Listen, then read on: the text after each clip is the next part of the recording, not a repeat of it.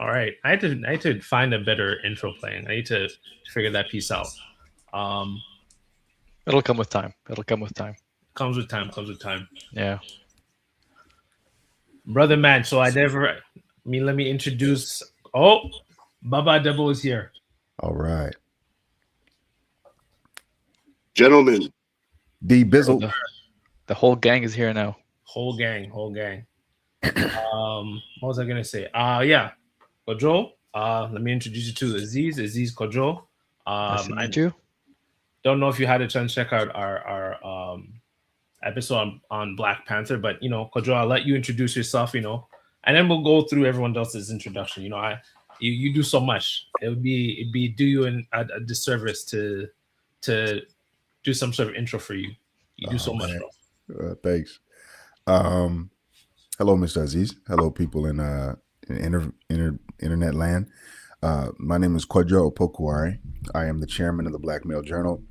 It's a revolutionary black masculinist organization, media company, and consultancy dedicated to cultivating and advancing the causes of black men and boys using dialectical materialist analysis to assess our lived conditions and come up with data-driven solutions.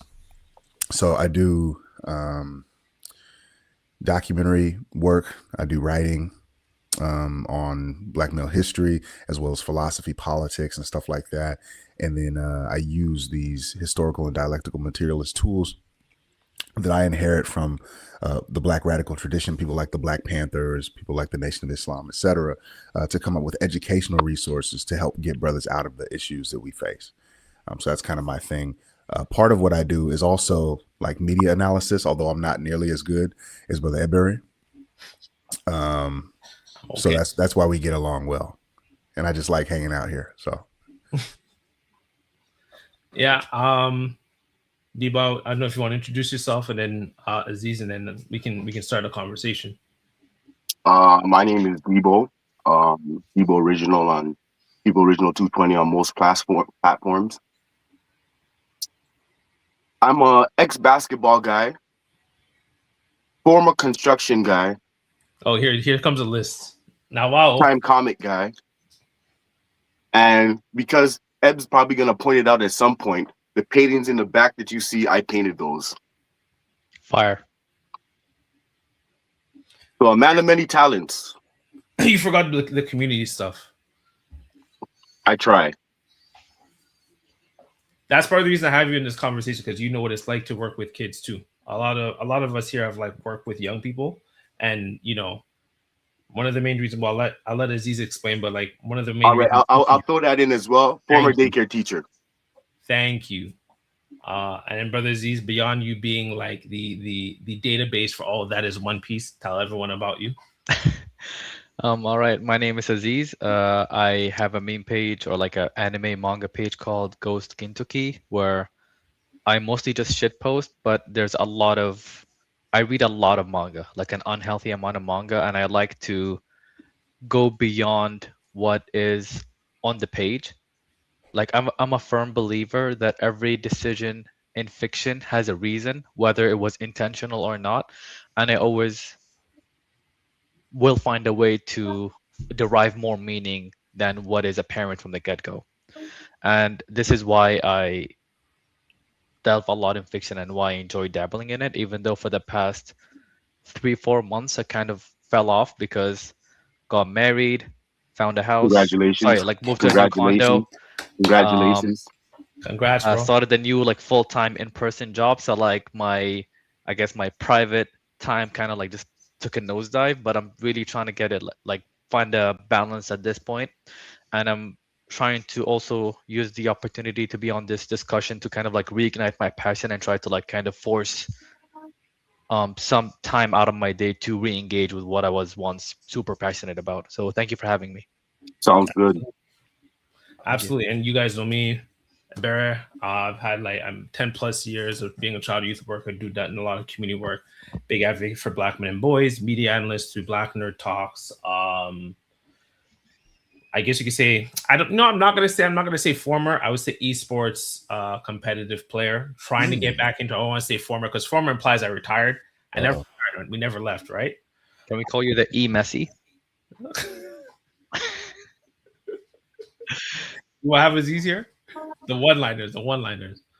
But yeah, so this episode, I just want to preface this as someone who's been doing work in the community for over a decade now. As I already said, this episode is about girl dads. I don't have biological girls. I don't have biological kids yet. God willing. But there's some young women now. But I knew them when they were girls. Mid to late teens. They've grown into and are growing into some fine, amazing young women that I'm very proud of to see. So I wanted to preface by dedicating this episode in no particular order before they're like, how come you said her first? I want to dedicate this episode to Susie, Sayana, Yvonne, and Joya. They've had as much as they say, they let me know I've had a profound impact on them. They've also had a profound impact me on as a man, what type of man I want to be, what type of father I want to be. If I have my own biological daughters, it's heavily informative. I'm very thankful for them because I wouldn't be able to do this episode without having experience with them in my life. With that being said, can we say that like Kuma is possibly the best girl dad in anime? Period. Like I think of like Lloyd from Spy Family, but I don't know Kuma. I feel like he's definitely up there. It's just that I feel like period is a little harsh or like a little hard to use because what if the one that you might think is the best period is from a piece of fiction you haven't read yet? Ooh. Like that's why I try to like engage with fiction back to back because I'm like, oh, like what if the next one I have on my list is gonna be my favorite one, right? Like I don't know how you guys feel, but Eb knows this because I mention it all the time. I discovered Gintama in 2015. To this point, it's still my favorite piece of fiction of all time, and to this day, I'm still trying to like discover new stuff to see like what else will scratch the itch the same way that piece of media like did. Yeah, exactly, and like I feel like part of the excitement is the fact that there's a non-zero chance. There's a non-zero chance that you're still yet to find your favorite thing out there. But yeah, like Kuma, easily like top 5, top 10, I think. Oh, you know what? Side note, we're gonna pivot slightly. As you're here, and we have Brother Kojo here, this is a perfect time to pitch to him both Gintama and One Piece as a social Marxist, right? Did I get you right, Brother Kojo? No, actually, very. Okay, so I got it wrong. Okay. Very opposite, yeah. Okay, opposite. Okay. Yeah. So what label do you prefer? You said what? What label or like what title would you prefer? Marxist is good, or just black radical, or just a brother, whatever. I'm gonna call you a brother from now on. Let's do it. Yeah. Well, as a radical, you should enjoy One Piece. Okay. Because it has a radical beam. I've noticed. Yeah, me and Brother Eb been talking about it. Please go ahead, sell me. All right, I'm gonna give it to Eb because I feel like he. Okay, you watched the anime, right? I'm difficult to sell, by the way. Well, okay, so I will add this, and then I'll let the other two join in. So on a big part in One Piece. Well, first of all, I think it's Indonesia, and I think I want to say the Philippines. I don't think it's Philippines. I think it's Malaysia. But there's two flew the flags. Yeah, it's Indonesia for one, and I forget the other one. I'm pretty sure the other one. So didn't the Philippines run out some politicians? I don't possibly. I can't speak. I'm not. I have no idea where you're going with this, by the way. Okay, so basically, two countries, they usurped their political powers in control, and they raised the One Piece flag. Like One Piece was a inspiration point for, I think it's Gen Z, to like usurp the government, and they actually used Discord to elect their new political leaders. Right. Yeah, I remember. Like, that was like a year ago. Yeah, like to give you an example, like one of the pivotal points in One Piece, Kojo, is they decided to go against the world government and to save one of their friends. And the crew, Luffy, his crew was telling him, like, if we go and save our friend, we're going against the world government. We're not just going against this what's the word? Basically the CIA group. We're going against the world government. And Luffy's like, I don't care. Shoot their flag. And shooting a flag, you're declaring war. That's to the extent that One Piece is very like I know like what's her name? Trash Takes. I think it's Trash Takes. They were saying like One Piece is not political. I'm like One Piece is heavily political. We're Sorry, who talking said about that? like huh? Who said that? Trash Takes. They said like One Piece isn't I political. guess they A live up to show the name with because that's crazy. I was just about to say trash Oh takes. my god, That's a they're we're very trash getting take. popular. media literacy. That's Yeah. insane. Like to give you an example, there's thought police in the show. Like if you say that if you talk about like the Void Century, you're not just you, your family and your island wiped out. You can't They even talk destroyed about. a country for trying to learn. Yeah. Well, I mean, they weren't exactly against them learning. You just can't learn everything. Once they start learning everything, they're like, whoa, whoa, whoa. I mean, how many scenes did we have of government officials burning up libraries and setting like history books on fire? I That feel is a like it fact. happened multiple times. Yep. And the Buster Call. Buster Call is basically where they wipe out an entire island. They're like, Yeah. this island is too compromising to the propaganda presence of the world government, so we're just gonna have to erase your whole island. I You got can't have into you One guys here. Piece last year, and it was because of all the revolutionary stuff that was happening in real life. And one thing I want to point out about One Piece is that what I really appreciate about it is that in the real world, a lot of these salt and pepper politicians that have been in the game for a while always talk about how it's hard to implement change because there's so many pieces in the political paradigm that do not enable like good change to happen quickly or at least gradually. And then we got, I don't know how you guys feel about him, but in the past while, Mamdani has just like been doing things and you're like, oh, like it's always been like doable, like just do good things. And for the longest time, politicians have been like framing the idea that it can't happen or it can only happen like in a small scale. One Piece, I feel like represents that aspect of Mamdani where you can just straight up like you don't need a degree in like political sciences to know that a politician or like a ruler of some sort is genuinely evil. I feel like some things you can just see, observe, and understand that what's happening is unfair or not valid for some people and just change it.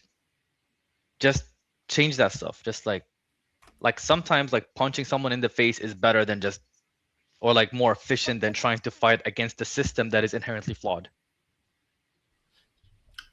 That also reminds me, just on a side note, it reminds me of the Celestial Dragons. There's actually a class in One Piece who are on the what's the word? There's like a Marijoy is like it's a different tier on the world. Like they don't live Oh, with a the rest caste of system. they have like a caste system. And like they're like a 1% group that inherited generational wealth and they believe themselves as inherently better than everyone else in the One Piece society To the and, point and that they world. walk around with helmets so they don't breathe the same air as commoners. Wow. Yeah. Yeah. And touching them will get you executed. Yeah. Well, touching them without consent. You know what I mean? Like if you touch them, you're off. Like you have to clear the way if they're walking down the street and bow to them. If you don't do those things, execute it. Or you get turned into a slave. Yeah. And they can also just if they think you're exotic enough, they'll just turn you into a slave anyways. A lot of parallels with the real world. Yeah. So I feel like that more than provides context for you to understand how whatever that podcast is called, Trash Take, saying One Piece is not political is crazy.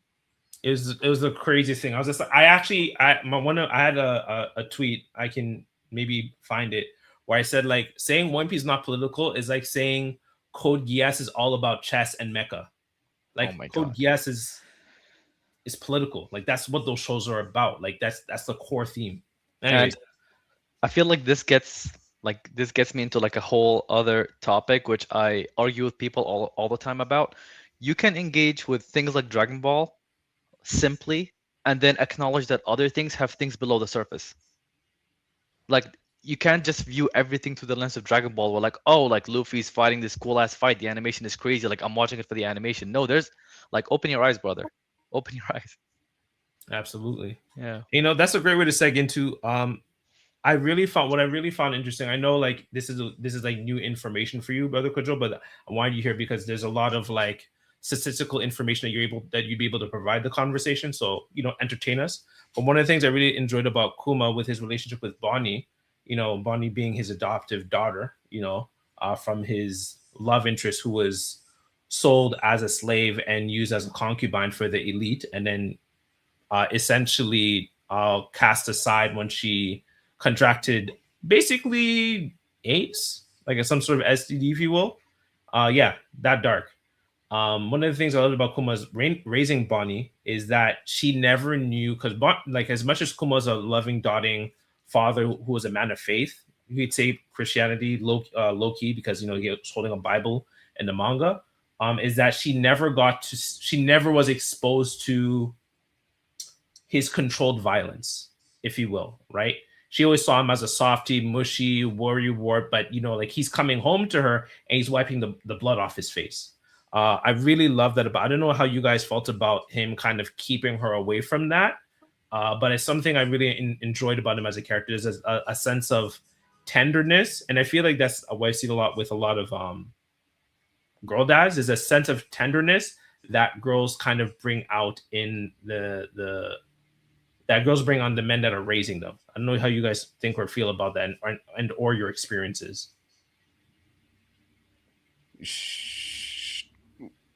Was it a you guys, or it sounded like it started as a Quadro question? Okay, I'll wait. Yeah. I'll wait for the guys then. Right.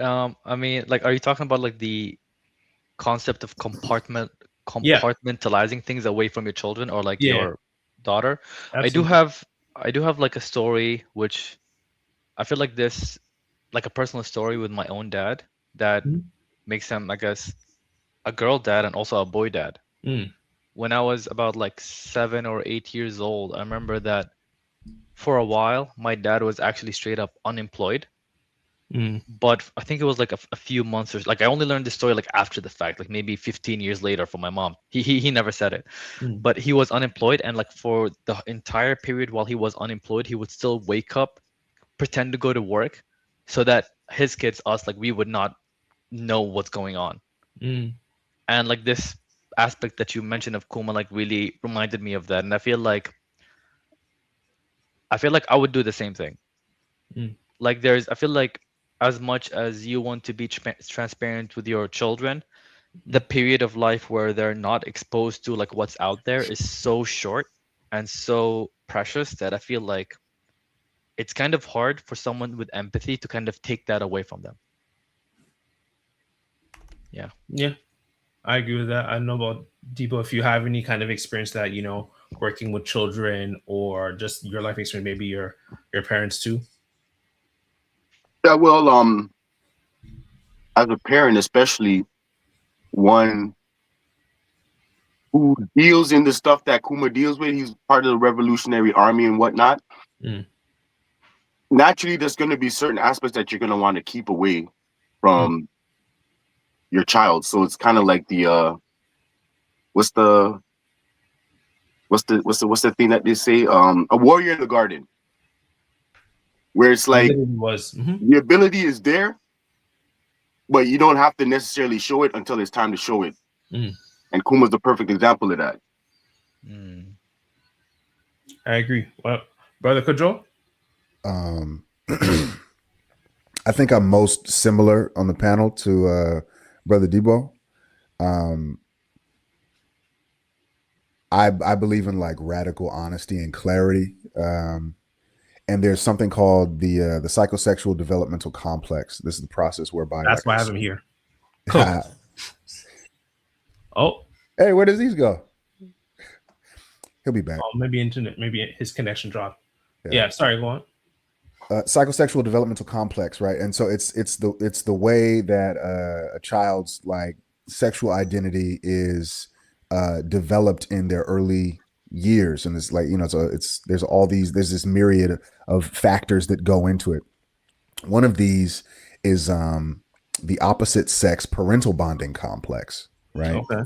And this is the way that a female child sees her father, which then helps her to construct the idea of what a man is that she'll take into her life when she's a grown woman.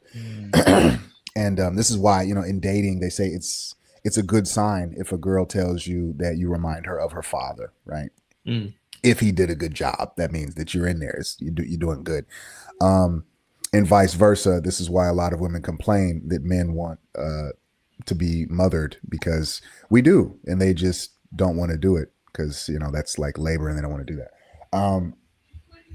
But the idea that a man is capable of violence is a huge part of his identity.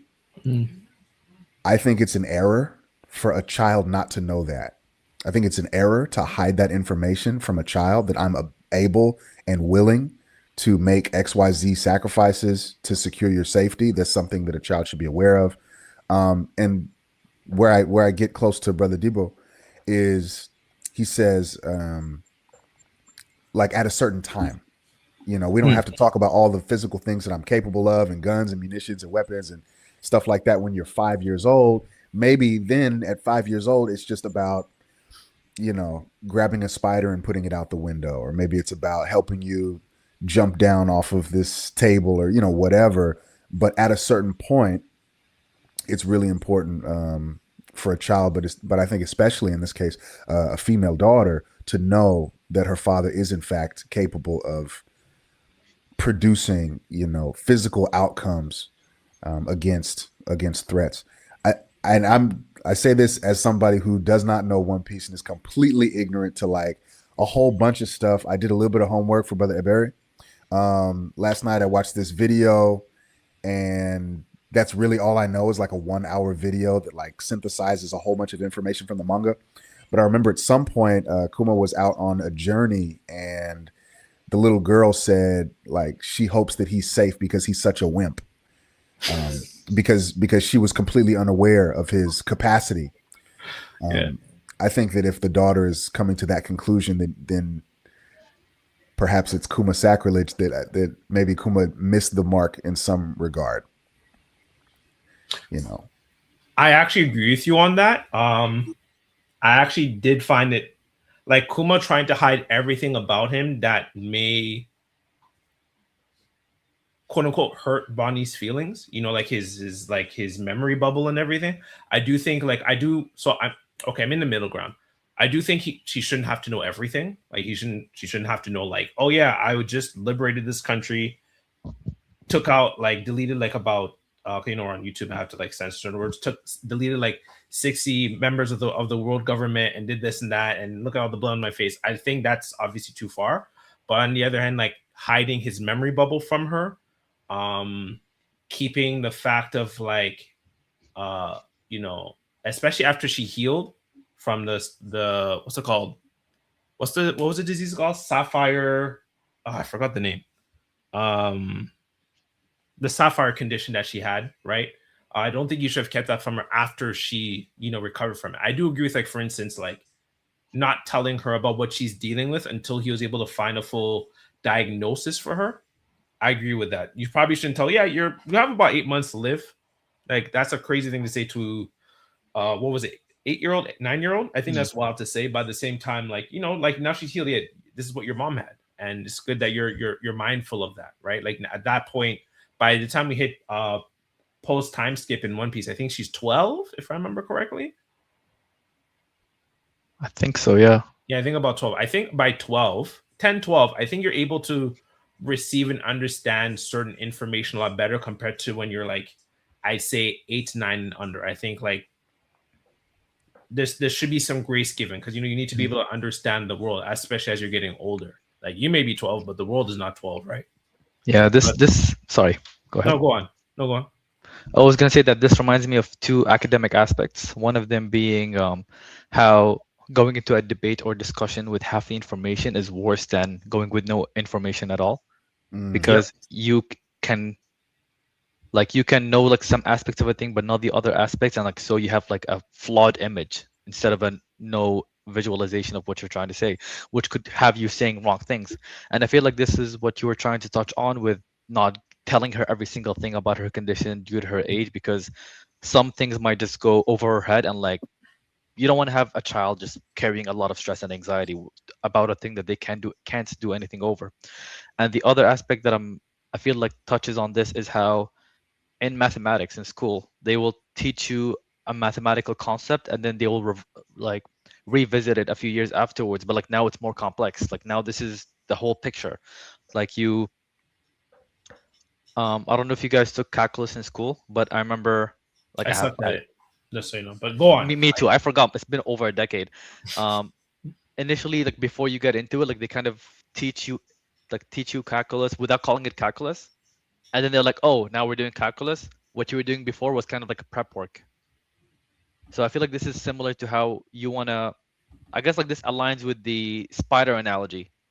Like I'm taking out a spider, so like you're aware that I'm capable of, I guess, taking harm away, but I'm not gonna show you like all like the entire spectrum of what I'm capable of. You know what I mean? So I guess like the point that we're all discussing is gradualism and being Mm. aware of the child's mental space and capacity, which I think is very important. Yep, I very much agree. I do think like kind of Kuma kind of dropped the ball there. I think gradualism is a really great term. I really appreciate you saying that. I feel like he dropped the ball in that regard, even with regards. And I think the girls I mentioned at the beginning of the episode, that I look after and I love very much. I take that same approach. Like the things I share with them now as they're one of them, I can't believe she's actually 26 now because I knew her since she was like 15. I'm like, you're close to 30. I'm like, that's wild. Like, when did you get like it only hit me the other day when we're like, you guys, most of you guys know Afi. I was talking to her now, and I just mentioned, I'm like, yeah, she's 26. And I was like, holy like she's close. She's like 4 years away from like, when did that happen? In my brain, she was like, she's still somehow 23. But anyways, point being is like for all of them, the things I share with them now that they're in their 20s, mid 20s and so is very different from what I shared with them when they were like 15, 14, 16. Like let's say I was like having beef with like one of my coworkers at the community center we're working in. I wouldn't tell them, right? Naturally, kids they pick up on it and they'll be like, this person shicey with Ed. I don't know if I'm going to mess with her or whatever it is. They'll obviously infer certain things, but I'm not going to tell them, yeah, this person, she's affecting my pay and she's this and that. Like, that's too much information for them to deal with at that age. But, even now, like, because, we have those conversations like, yeah, I remember you were beefing with so-and-so. And I'm like, yeah, like, I noticed. I'm like, yeah, it's because she did this and mess up with my pay. And like, oh, that's why you were like, I'm like, exactly.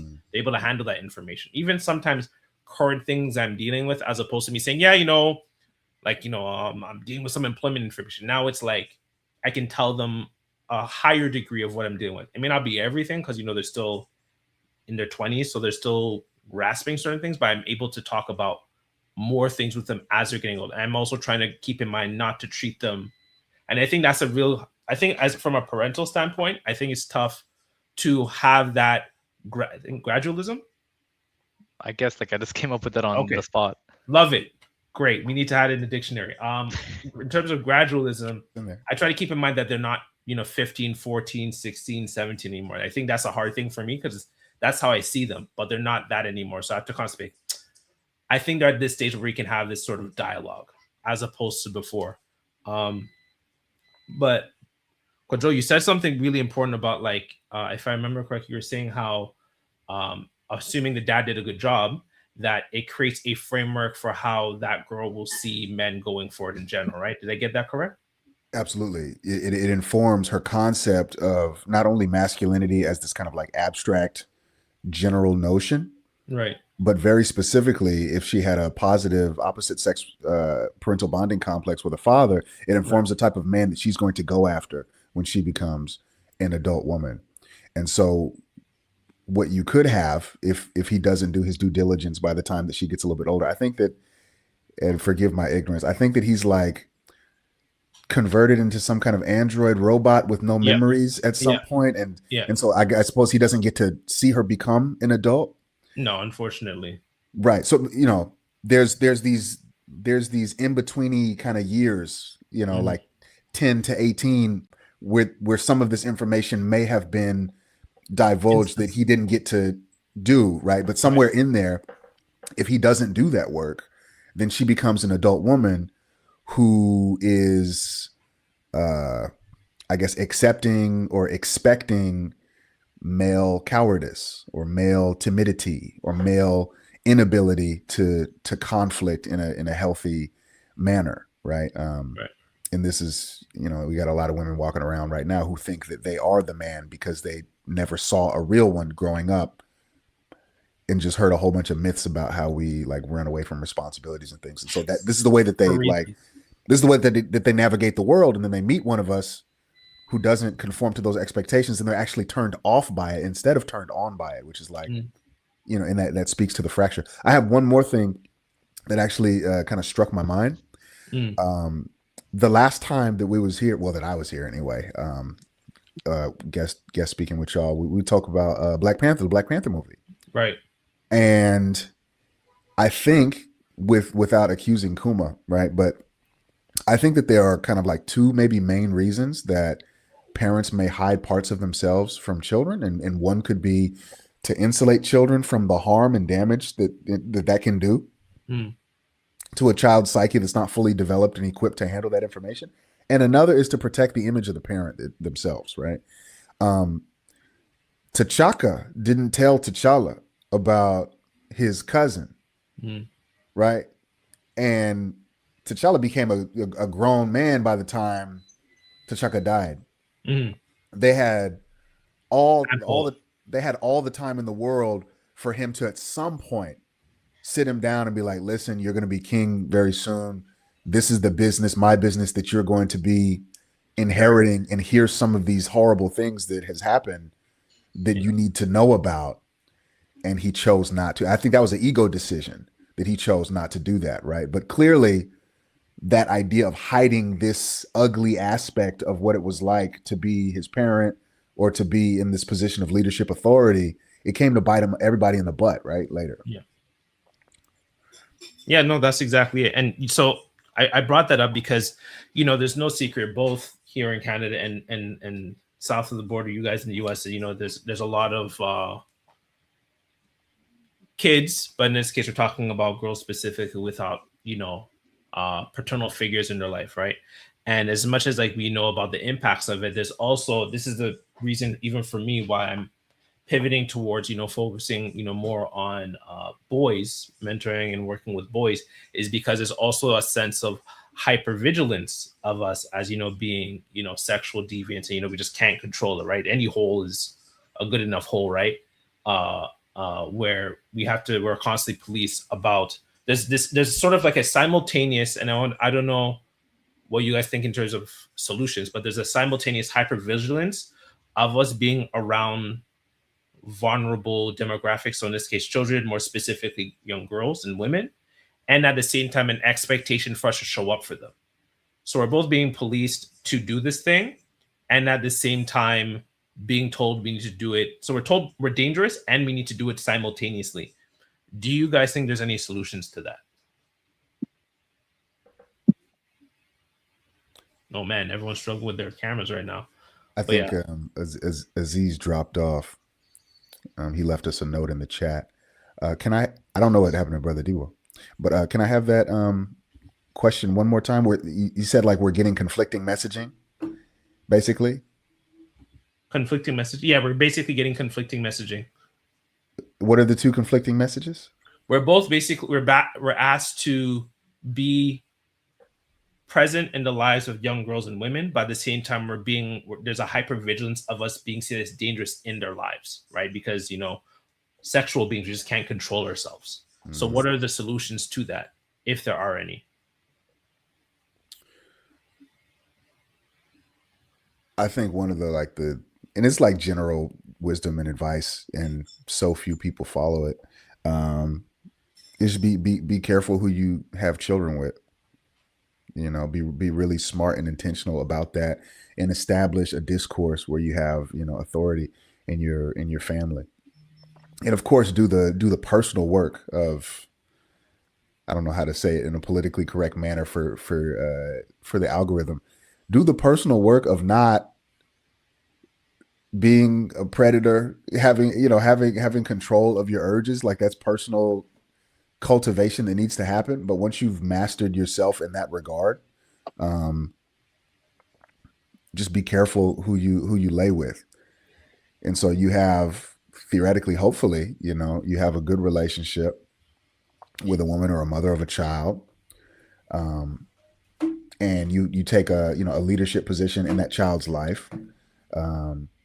If it's a female child, then so be it. If it's a male child, and there's some interesting statistics about that are, politically incorrect to talk about. So I'm not even going to touch that. But I'll say that with male caregivers, female children are not as symmetrically at risk as male children are. And there's some. Could you explain that again? Could you say that again and explain it? Sorry. So I'm trying not to be super explicit and Okay. have people thinking that your show is like the worst evil show on television, right? Or on Right. YouTube. There are political lobbies who are actively involved in like seeking to influence legislation and pedagogy so as to make us accepting of sexual relationships with children.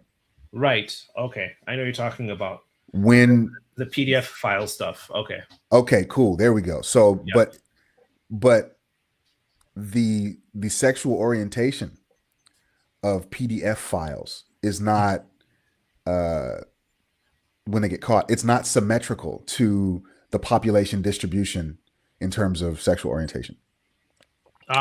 So males who are attracted to males in society, it's about like 2%.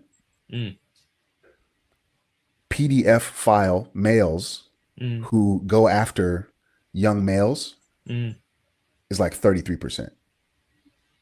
There's a massive overrepresentation there. I didn't know that. And a correlating underrepresentation of heterosexual PDF files who go after girls.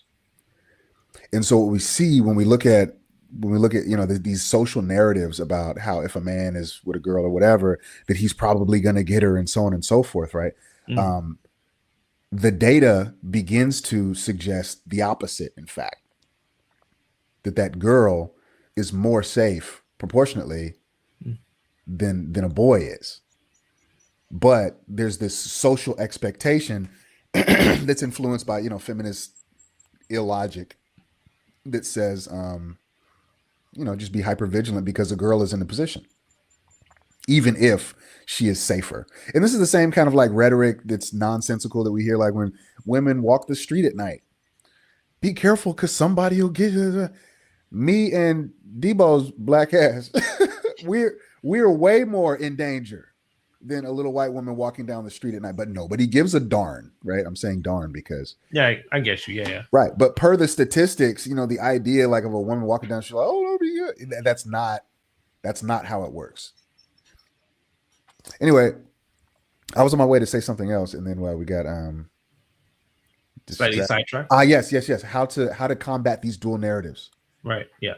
Right. So you establish, first off, that as an impossibility for yourself through just self-control and cultivation. And then you get with a woman who will give you these children who trusts you and your authority in this manner. And then after that, other people are going to talk because you can't control what other people say. But they have no control over your life is the hope. Right. But what happens a lot of the times is we get with the wrong type of people. And then that ends up being weaponized in familial court and custodial cases and things like that. Lawyers and legalists have a name for it. They call it the silver bullet. Yeah. Because it's so fast and so effective that if you want to get a man's money and all the alimony and child support or whatever, and make sure that he has no visitation rights, you just make this allegation. Right. And, there it is. So I appreciate you saying that. I guess I'd pivot the question slightly. How do we do that when it comes to the community work that we do? The expectation for us to show up for these young girls and young women by extension, and at the same time experiencing hypervigilance on us. Is there a way that we can work through that? I think it's the same thing. Oh, sorry. Go ahead. I think to Kwejo's point, all you really can do is basically bank on your reputation. So like to make it so that you're the person that won't do that, to Kwejo's point. You get with a woman who trusts you, so then you and her know that you're not part of that. And hopefully that will just trickle down, because like you said, there's nothing really that you can do. Like I said, I used to be a daycare teacher. And when I started out being a daycare teacher, the general consensus that I got from people were, it's a great thing that you're doing. We need more men in fields like this to help bring up the kids.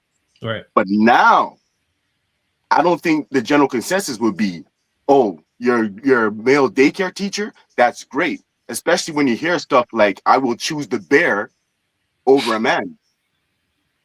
So it's like, when that's the general consensus now, it's like all you can do is be the type of man that a woman would choose. That is great. Yeah, because with one of the surrogate daughters in my life, I remember when I first started working in her community, she was told by her mom to not essentially, I can't remember the exact words that she told me because it's like over 10 years now. Essentially be distrustful of older men. And so she had a lot of guards up with me. It took like months before she let her guard down. We connected over the fact that we're both Nigerian.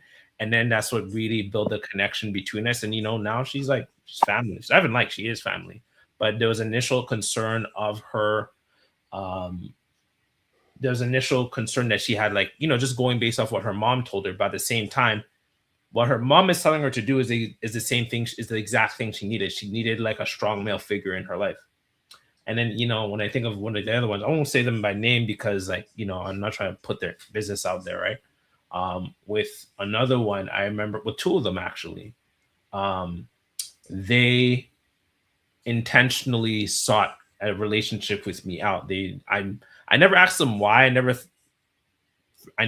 asked a question per se, but I saw how they had a inclination towards connecting with me versus all the other youth workers that were there, who were all women, right? They explicitly sought me out. They sought a relationship with me, and they sought my guidance and essentially leadership, right? They understood what they needed and they sought me out.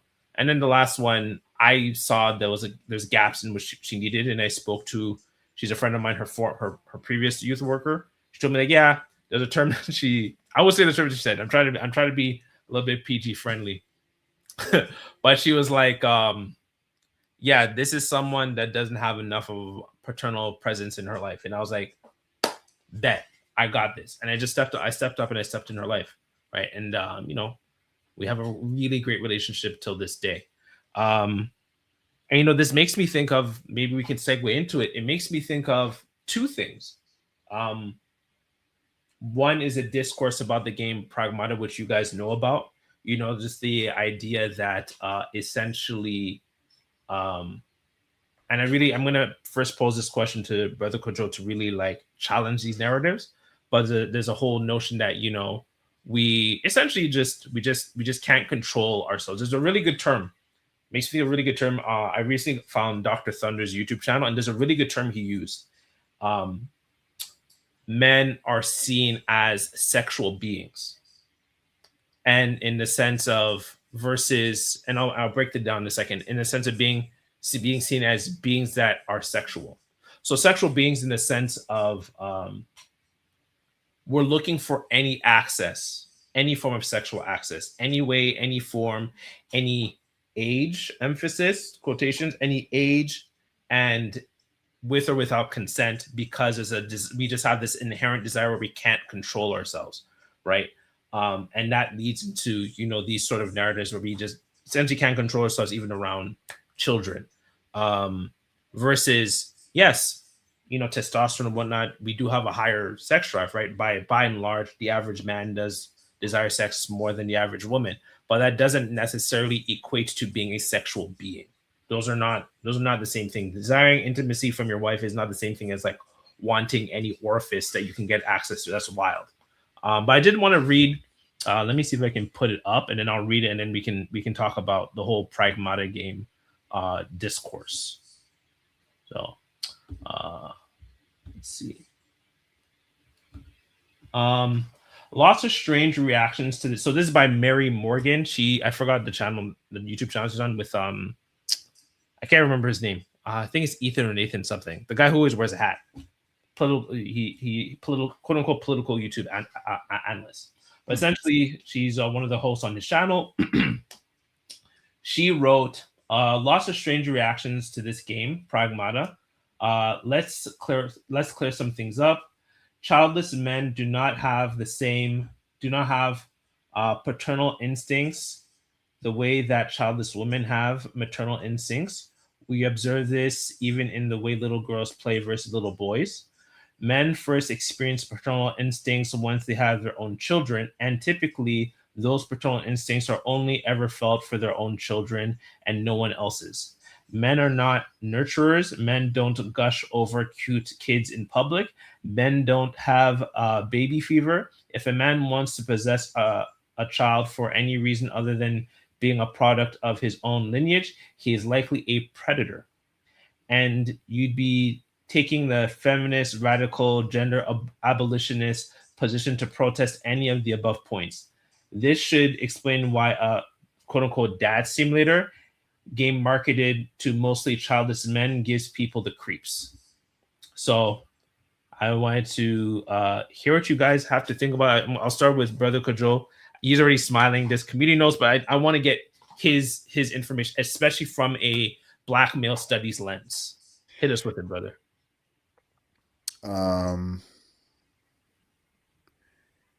What Mary Morgan says is monumentally stupid. Thank you. Facts. Yeah. So there's a lot going on in there. Some of it I think is word salad, but let's start with the misuse of data, right? So it is really important to know because this is what feminists do, or misandrists do in this case. They tell like half truths in order to construct like a full lie. So when she talks about the differences in the ways that little girls play versus the ways that little boys play, this speaks to a biological predisposition towards the way that we are wired to analyze and assess the world around us. Methods of engagement. This doesn't speak to ethics or values. So little girls, like fresh out the womb, right? They will study human interactions and faces longer than little boys will, and the same asymmetrical degree to which girls study faces longer, boys will study mechanical objects longer than girls will, in the opposite direction, right? This means that they are interested in social analysis and the ways that people engage and like show emotion and things like this, where we're interested in systems and mechanical objects. How things work. Indeed. Now, both of these lenses, both of these types of study can be weaponized against people or can be leveraged to help people, including children. If you have a high predisposition to understand social analytics, you can absolutely positively use your advanced understanding of social analytics to break a child down and ruin his or her life, right? Masculinist scholars and clinicians now and even criminologists are developing a new like frontier of research to understand the ways in which women do harm to children, men, each other, etc. And it's called relational aggression, right? So it's an alternative model to physical aggression. Instead of beating you up, maybe your ex-girlfriend will just have sex with your dad or something like that, right? Because she can't physically harm you, she'll find another way, right? Because she has this mind of social analytics. How do I damage his reputation? How do I damage his social life? So on and so forth. And there's even some primitive research right now. The field is pretty new, that suggests pretty strongly that relational aggression can be more damaging and longer lasting than physical aggression can. Sometimes I'd rather you just break my arm than to do something like that. Yeah, right? Absolutely. So there's that. The second thing that she said is that we don't have paternal instincts. And that's what, to me, that's the core or the nucleus of what I call is monumentally stupid. I don't know if you gentlemen have heard of neoteny.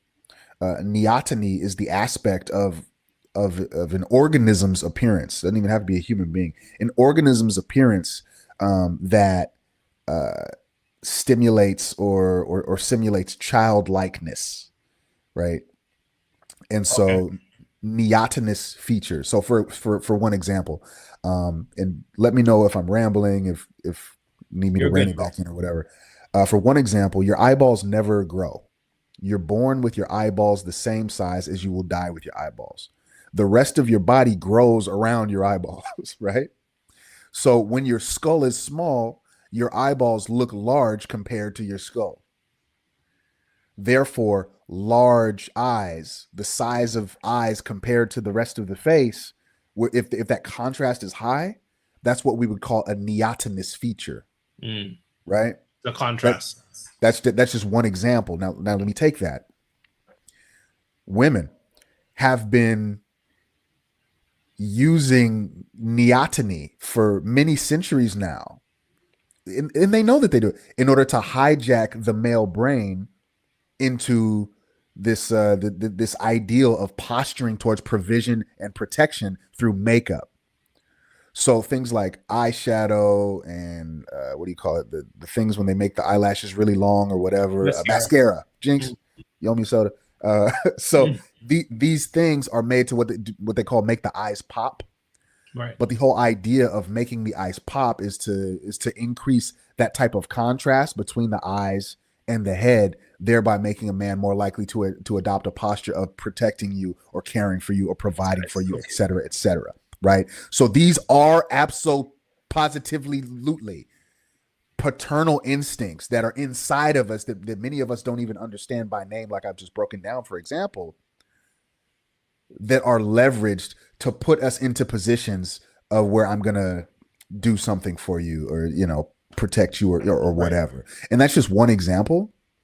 But there are many, and it's, you know, there's clear documentation and white papers about this type of thing inside of the male brain, where people who are physically smaller, people who walk in certain ways, if we hear the sound of a certain person's voice and it reaches a certain frequency, there's something that snaps and says, I have to be in a posture of provisioning and protection of this person. It is absolutely biological and it's absolutely inherent to our nature. She's lying.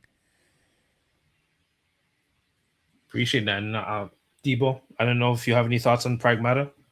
I have thoughts. Well, a thought on what you just read out, because, like Wajo said, it's stupid, and I don't want to say she kind of like contradicts herself, but she did the thing where it's like, you know, when they say like dudes don't want to be vulnerable because in the heat of battle their vulnerabilities might be weaponized against them. You read it out. She said that men do not act fatherly with kids that are not their own, like women do. Yeah. Naturally. Yeah. But then went on to say that if men do that, they're islanders. Hope you know what I mean by islanders. Very clever. Yeah. So it's like, me as a man, why would I want to do those things if I'm going to be looked at as an islander? So you set up Islander. I got it now. That was clever. That was very clever. It took him a minute. I was like, Islander. I was like, oh wow, yes, very clever. Sorry, go on, Debo. You say you want this, or men can't do this, but then you put it you make it so that we can. Confirmation bias. Yeah. If there's any evidence that I'm wrong, it's actually evidence that I'm right. Yeah. Yeah. Which is ridiculous because, like, and also this the nature is kind of going on what you're saying.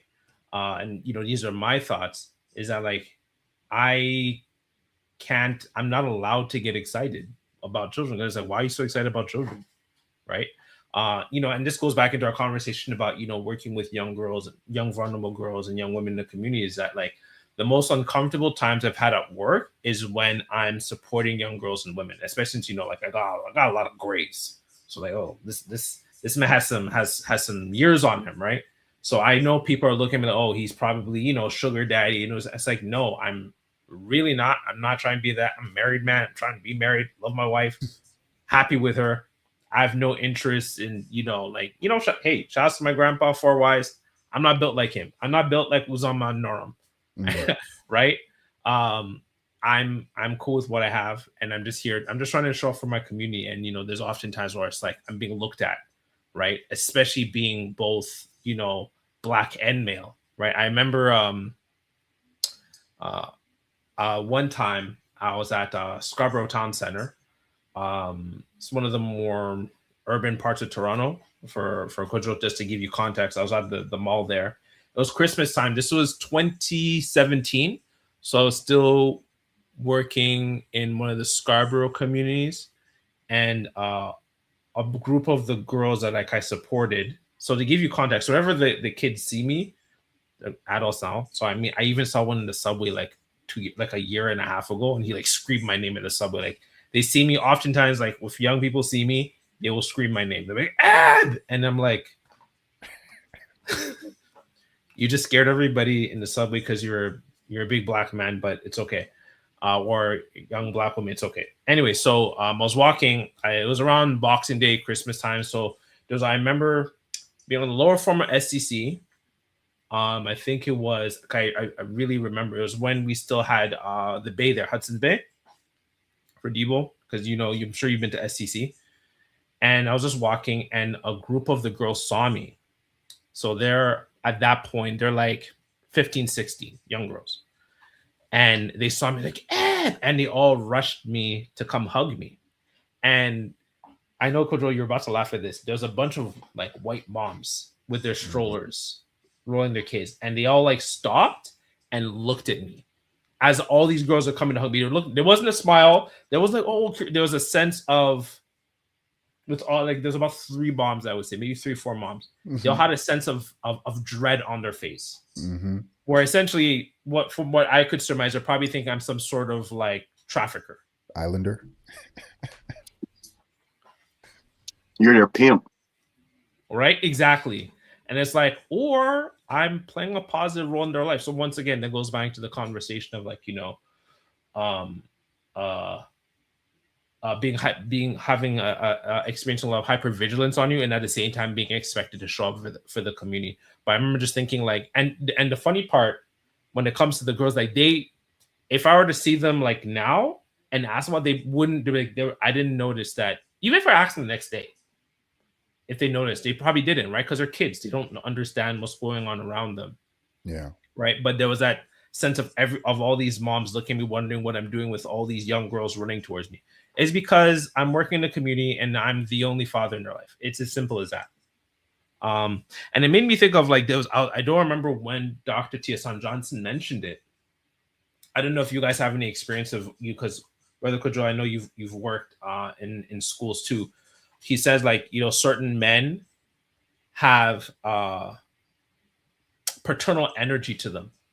Right. I know when I've worked with a lot of young people, a lot of them ask like, do you have kids? And I'm like, not yet. We're just having conversation. Like you talk as if you have kids. I don't know if you guys ever experienced. I'm just genuinely curious on that piece. If you guys have ever experienced that. I don't know if it's because of my age, but yeah, I've gotten that a bit where it's like, must have kids, but no. Yeah, not yet. I think that this can happen for different reasons, right? Sometimes there is such a thing, and I believe it if Dr. T.S. Johnson says it, that a brother may have paternal energy, but other times other people may approach us in public and say that we have paternal energy or whatever, that you probably have kids for completely different reasons, right? Okay. You're a black man over 20. Y'all hitting everything moving. You must have kids, right? It don't got nothing to do with my energy or the way that I speak or anything like that. You just assuming that I'm out here hitting something. So you probably got some kids, right? Probably by some different women too, probably, right? So sometimes this is like a projection. Although I do think that, to Dr. T.S. Johnson's point, that there are like archetypal features that we would associate with fatherhood that some men embody. And I think there's a myriad of features, or there's a myriad of different types of fathers. Oh, break that down. I'm very I've curious. gotten it. Well, so if let's say if a man is dutiful, if he is wise, if he is measured in his speech and tone, and if he is very patient, you may say that he has fatherly energy about him, right? Or if he likes to play and he's silly all the time, and he's has a lighthearted, childish energy about him, you could also probably see that that's me. Mm. You could also probably see that he has a child, or that he's working that outlet somewhere, right? Mm. I So kind of see it based on profession. Like yeah, if you are a person who who is in certain profession, in certain fields, you might give off father. Like for example, I can see a preacher giving off father, a coach giving off father, and a teacher giving off father. yeah, yeah, yeah. Yeah. There's actually there's actually 2 points. Sorry. There's actually so Dr. Tioson Johnson said he's one of those people, like he has that, he's gotten that. And I think that goes into what you're saying. I think with his measured and patience approach, I mean, he's been working with kids as a teacher for how long, right? I think over 20 years now. Yeah. And then there's also the aspect of what was I about to say? I think that's why, because I don't think this is, I only saw like one YouTuber talk about it, and one of the announcements might have been the one I sent to you, Kojo, where only one person pointed out like Jeannie, Bonnie's mom, instinctively knew that Kuma would be able to father Bonnie without ever having to have that, back and forth exchange. I don't think she even said she had a daughter with her. She just passed away, right? And then, but we all know, like when you think back, she instinctively knew there's a child that would be able to raise Bonnie in a loving, paternal way. It would be Kuma. And yeah, that's one of the things that, like I said, I don't think that was talked about enough. I think that's a really big point when it comes to his character, is the fact that he always had that paternal energy to him, that protective nature. Sorry to interrupt you, but to your point, to add to Kuma's character, she Mhm. didn't even tell him where she was. He just knew where to find her. Yeah. Yeah. That's So it's like, sure. boom. So it's like one of those. I'm sure you've seen this trope in some kind of show where it's like the kid's missing, and a parental figure would be like, I know where to find him. This is his base or whatever. So Kuma, right on point with that. Yeah. Yeah, no, that's a really good point. And that goes to show the measure of their relationship. It's one of the things I really enjoyed about the relationship. I do think, on a side note, we might talk about maybe in another episode, I do think Kuma slightly dropped the ball when it came to Genie.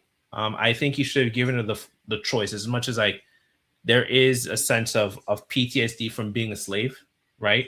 On why he didn't want to marry. Just to give you context, Kojo, I don't think the video explained it, but like he's part of an extinct ethnic group that are seen as an inherent enemy or traitor to the world government. So once you're found out to be part of this ethnic group, you're automatically put into slavery. Even if you're like 10% of this ethnic group, which is Buccaneer, if you're even 10% slave, because you'll have like some of the phenotypes of them. So because of that, and because of him being 50% Buccaneer, he was automatically sold into slavery, along with both his dad, who was full Buccaneer, and his mom, who was human, right? Just normal Homo sapien.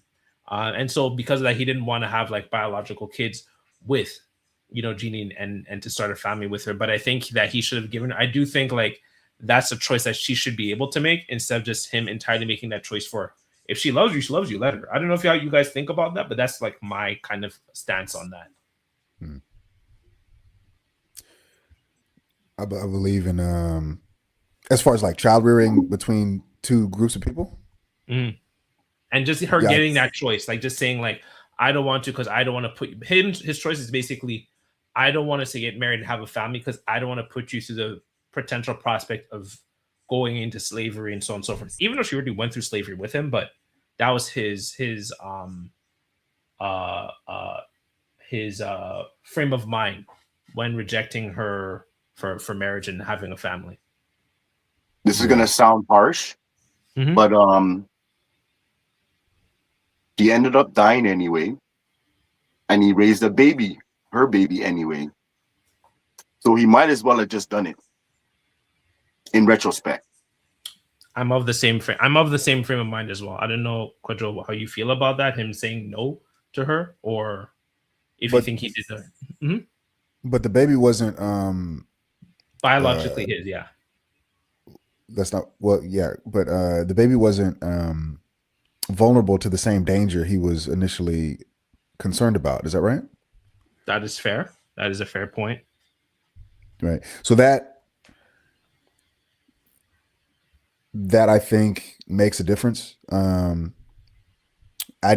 don't know, Kuma, man. So it's tough to talk about things I don't know. But if that was his primary concern, that if we have a child, that child would be sold off into slavery. If that's his only and primary concern, then hopefully between these characters, there's another lane of conversation that can lead to some other solutions. Like maybe we adopt, or maybe we can still get married and I act as a caretaker to your child that you already have. And so that's just as good, or whatever. So as to circumvent what he's concerned about, as well as, meeting her where she's at. I believe in listening closely and considering the needs and wants of our partners, but I ultimately believe in men making the decision, because I think that he's going to, make a more rational decision. These are fictional characters, so it's difficult to, for sure, for sure. But yeah, that's the way that I would generally arrange it and do things in the real world. So I respect his reasoning, and if the things that he was concerned about didn't come to pass, I think it's because he made his decision, to inhibit those things from coming to pass. So I have a little bit of respect for that. Although that sucks, and there's many ways to meet that issue, right? There's just what one might call the reactionary method, and that is, there's this outside oppressive force that will make it difficult for us to live freely. And so in order not to conflict with that outside oppressive force, let's just not live freely, right? That's what we would call in the radical tradition a reactionary response. The revolutionary response is, I'm going to take care of this outside oppressive force, and then we can do what the hell we want, right? Which is, I think he did that too, didn't he? Which is funny. I would say it's funny, but I think Kuma did both. He both did that, and at the same time was deterred from doing it to the fullest. I think that Kuma's actions and choices were very compartmentalized. I think the way he acted as a revolutionary in his public facing life as a revolutionary commander was very different from his private life, if that makes sense. So as much as he was willing to overthrow the government, join the revolutionary, build the revolutionary army, establish a church to help people, and so on and so forth, at the same time, he was still reluctant because he's held by the shackles of being a slave in Mary Joy. So there was a bit of both. There's a bit of play, which is, credit to Oda, the mangaka creator of One Piece, is the fact that he was able to make Kuma so complex. He wasn't so I guess you could say one-dimensional. I'm not shitting on the character, but compared to Luffy's dad, Dragon, he's not even in Luffy's life, because he's like, you know what? I'm not trying to have you exposed as I'm not trying to put you. Your life is already in danger just being of us being of the same ethnic group. I'm not really gonna be in your life. I'm really just gonna be a revolutionary. That's it. I'm not really gonna have Luffy's dad does not have a personal life. His life is a revolutionary. Point blank final. That's it. Kuma was a little bit more complex, which makes him more interesting. But at the same time, yes, there is that contradiction of him both being a revolutionary and at the same time being revolutionary in his way of life and living life, if that makes sense. Mm-hmm. As a revolutionary, was he successful in dismantling the systems that he was targeting? In many ways, yes. Okay. Sorry, go on. So then why is he worried about his child being channeled into or trafficked into slavery? If the slavers are gone now, no? They're not gone. They're not gone. They're not gone, but it would be how to word. I think it would be from my speculation, right? Because we're talking about fictional characters. I think it would be very challenging for him to get access to Kuma's family. One, because his would-be wife is also revolutionary. Kuma's dad, Clap, was a pacifist pastor. He wasn't willing to, and I'm not trying to, clown on Clap, Kuma's dad, but he wasn't willing to enact violence, unlike Kuma. So there's that big contrast between both him and his dad. Like, things would play out differently. His mom can't fight, but both Kuma and his would-be wife, they're revolutionaries. They're fighting. They're the reason Kuma's genie got captured is because they got ambushed in war. Like, she can fight. Sorry, you're about to say, Kojo? Well, I'm still like learning and getting information from you fellas as I'm in this conversation. Based on what you say, the slavers are not all gone. This one's for Debo. Kobe, job's not done. Job's done? No, job's not done. Job's not done. And I respect that. I respect that. And especially like in the Black radical tradition, something that, like, I don't know, it haunts my mind, and it's something that I think about it often. The Honorable Minister Malcolm X.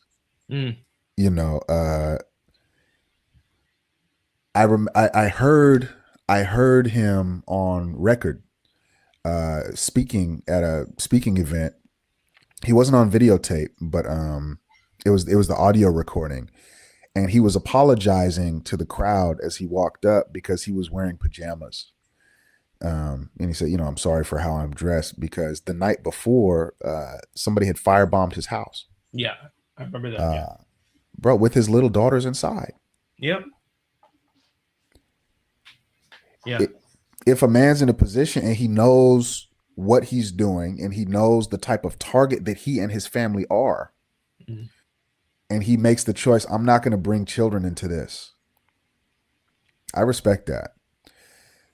Also, to Kuma's would-be wife's credit, Malcolm X saw all of that and he did bring children into that. That's his decision, though. You know what I mean? Like, that's it's a tough call, but it's his decision. Yeah. I can see how a man would make either one of those decisions. Right. To do it and to do his best with the tools at his disposal to protect those children, or to say, all it takes is one slip up, one mistake, one car bomb, one child underneath the window. Thank God she wasn't. So no, I respect Kuma's choice. No, I definitely respect his too. It's a tough call to make. I'm exposed to a lot of people who say, like, they won't have kids, considering our global circumstance and the things that are going on in the world. But I'm like, when is there ever a good time? There's never really a good time. And this is a great way to segue into another part when it comes to Bonnie, is that, like, it's our kids who would take up and continue the fight anyways, right? If we're gone, who continues the fight, right? If there is no kids for the next generation, the fight can't continue, right? Because so from that standpoint, we're looking at, and this really just crossed my mind. So Kuma, one of the three, I think it's three. I think there's three outside of Drake. I think there's three commanders for the Revolutionary Army. I think it's three. Being one of the there's Ivankov, there's Kuma. Oh yeah, and there's Jeannie. So Jeannie's a founding commander. So she's not even just she's like top class, top of the class,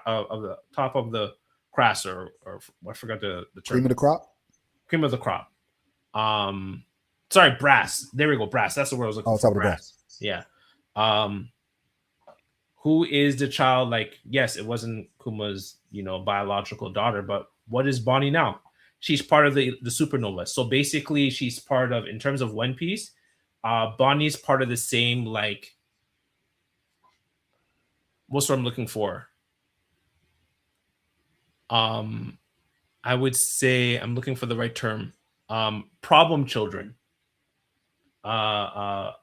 Chaotic individuals that are heavily negatively affecting the world government and their political control. they're negatively impacting their propaganda. She's part of that that group, which is only like 12 people in the entire One Piece world. She's part of that group, so she's still continuing what her father instilled in her in terms of the acultural passing on of knowledge of the Buccaneer culture and Joy Boy, Nika, and what it means to fight for the people. She's continuing what her father did. So as much as like that is the case, your daughter is continuing what you left off, right? She's part of the supernovas. And now that I think about it too, she's the youngest one. Luffy's 19.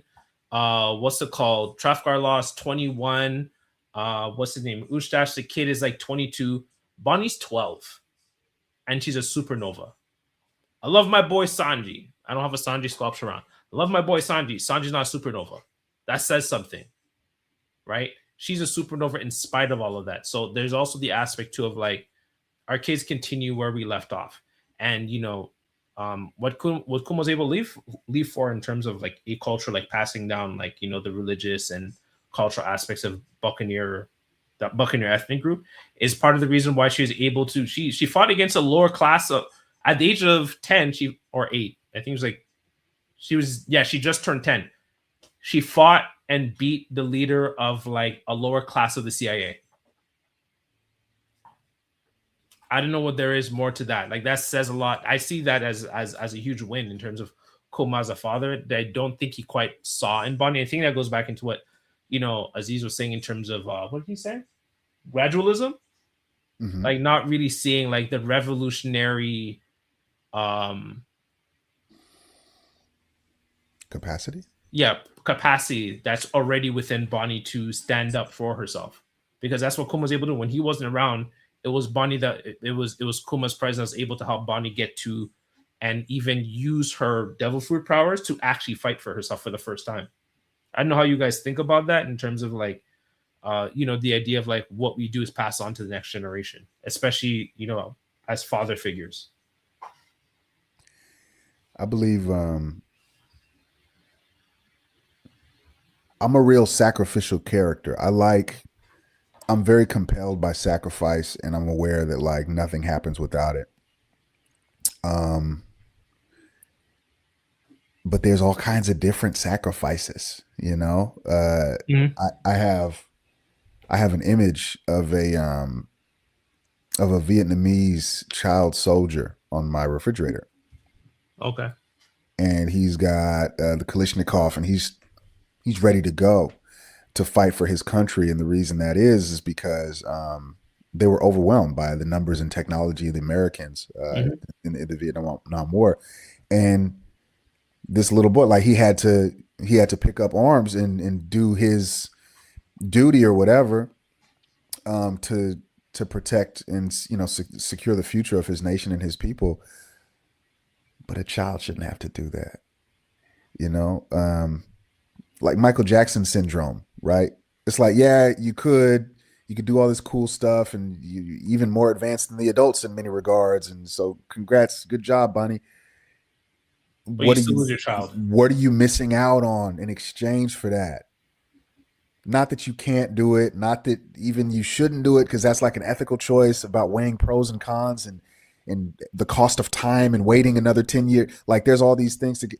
Okay, I understand and I recognize that you did, and congratulations and good job and so on and so, but there's still something lost that I understand a parent would want to insulate a child from, at least for a period of time, at least for a little while.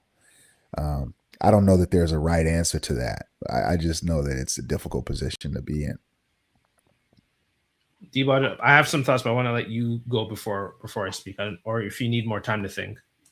I'm just thinking about all the different characters in One Piece and trying and looking at their childhood. And most of them are similar in they all face tragedies and they've all overcome those tragedies.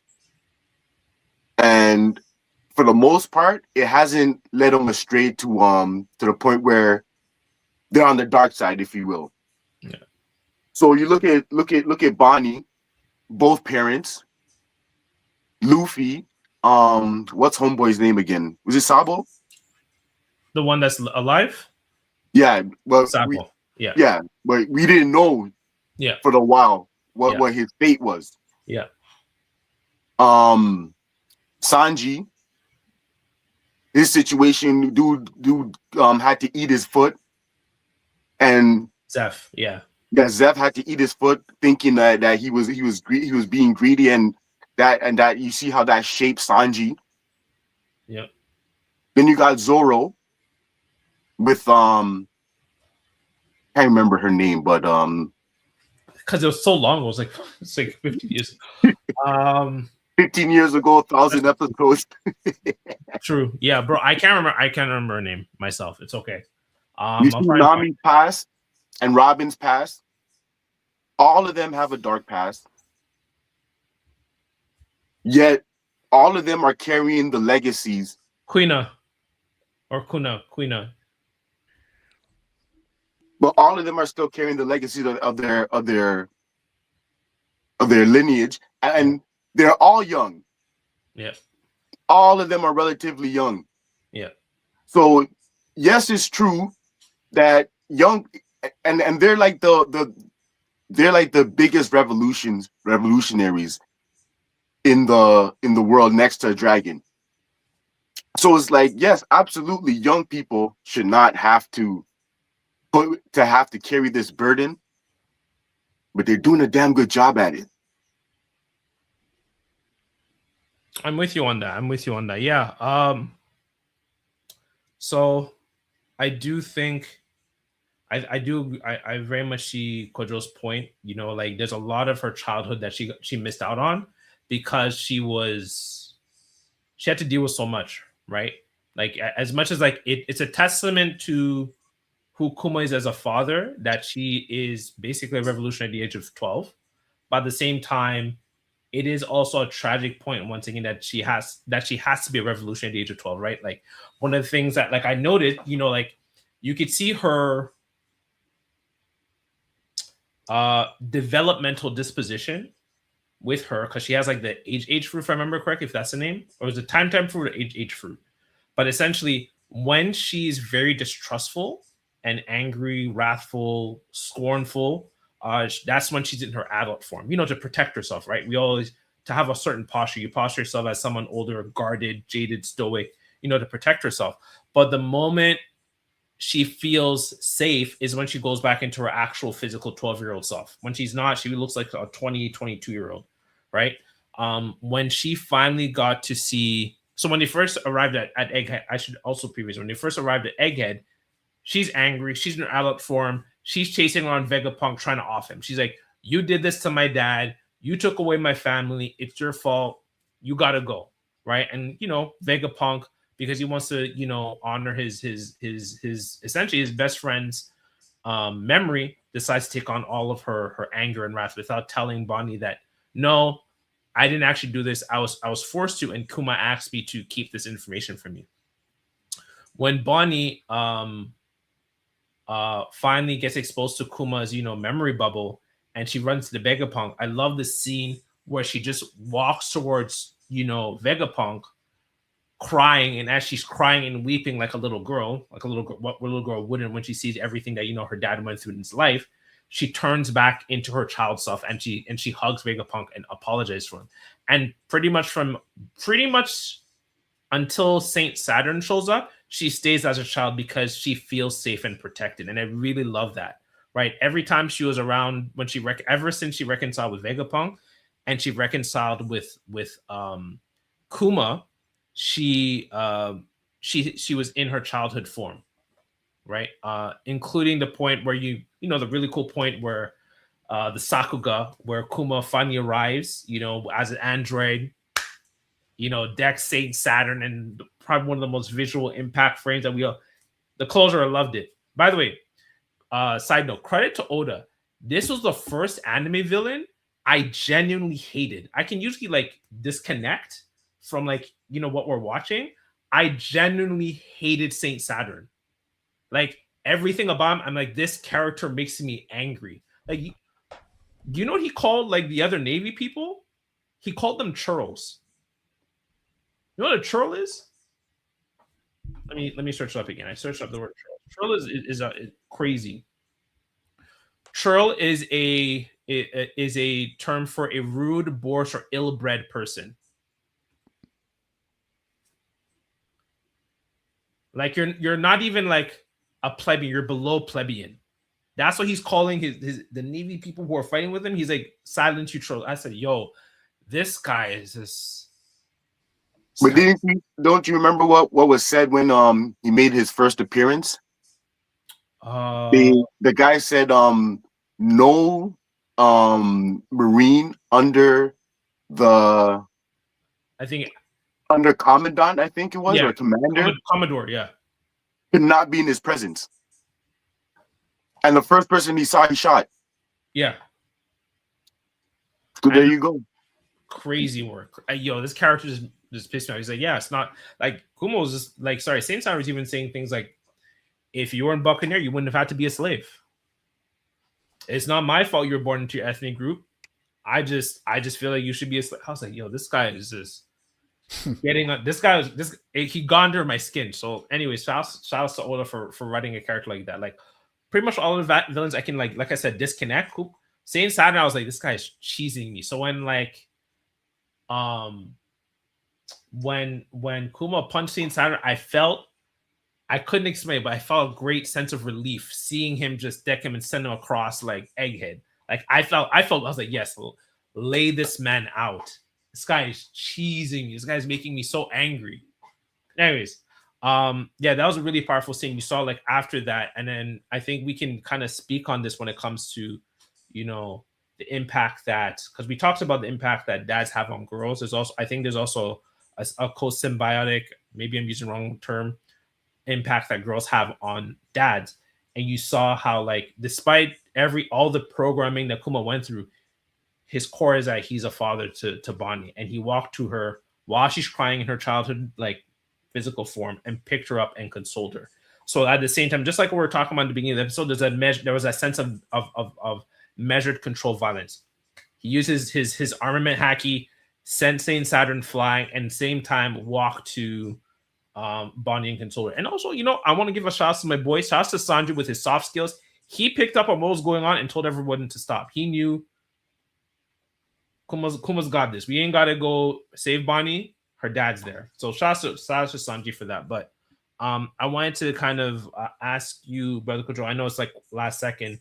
What are some of the benefits that dads have in terms of having girls? You know, that are exclusive to girls, not just children, if there are any.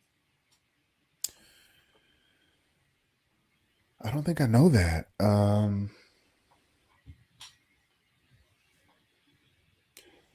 I don't think I've ever researched that. I don't think I've ever read anything about sex specific benefits to fathers of female children. I don't think I've ever read anything like that.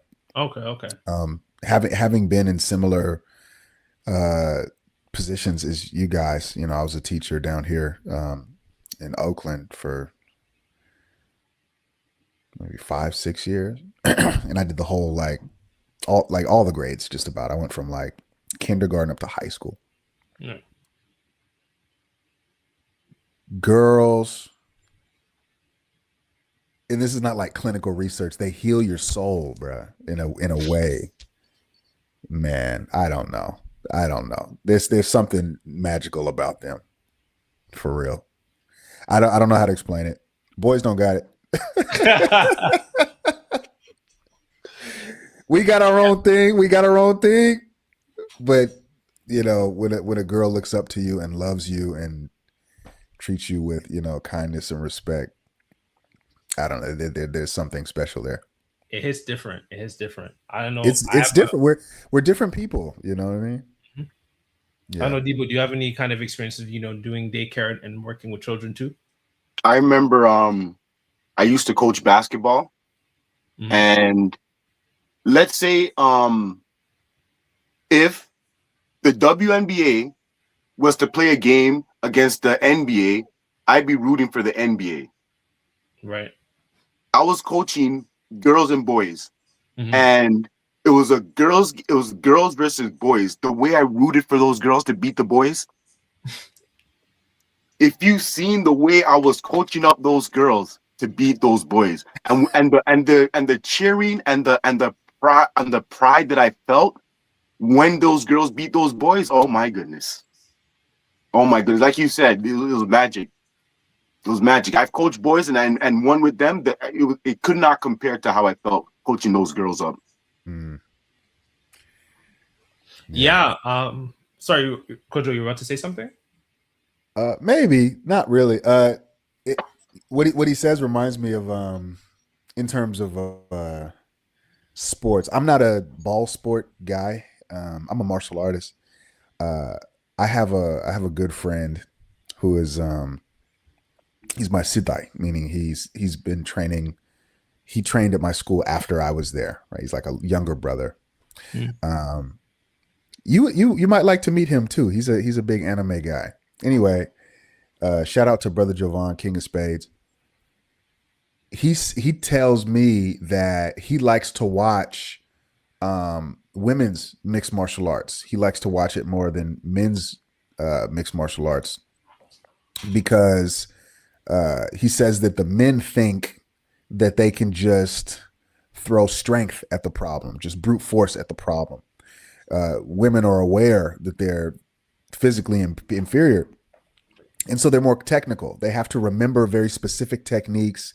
They have to be measured. They have to be calculated in their approach, and the way that they fight, he thinks, is sharper and it's more tactical than men just like doing some guerrilla stuff. And if you look closely at some of the greatest female fighters, they're highly technical. They're all highly technical, and this can't be said about some of the great male fighters. Although many of us are technical, but not all of us are technical. Some of us is just like, if you hit him hard enough, he'll go down, and you don't need a technique after that, right? Mm. And often we lose for that reason too. We're trying to just hit him hard, and he sees it coming from a mile away.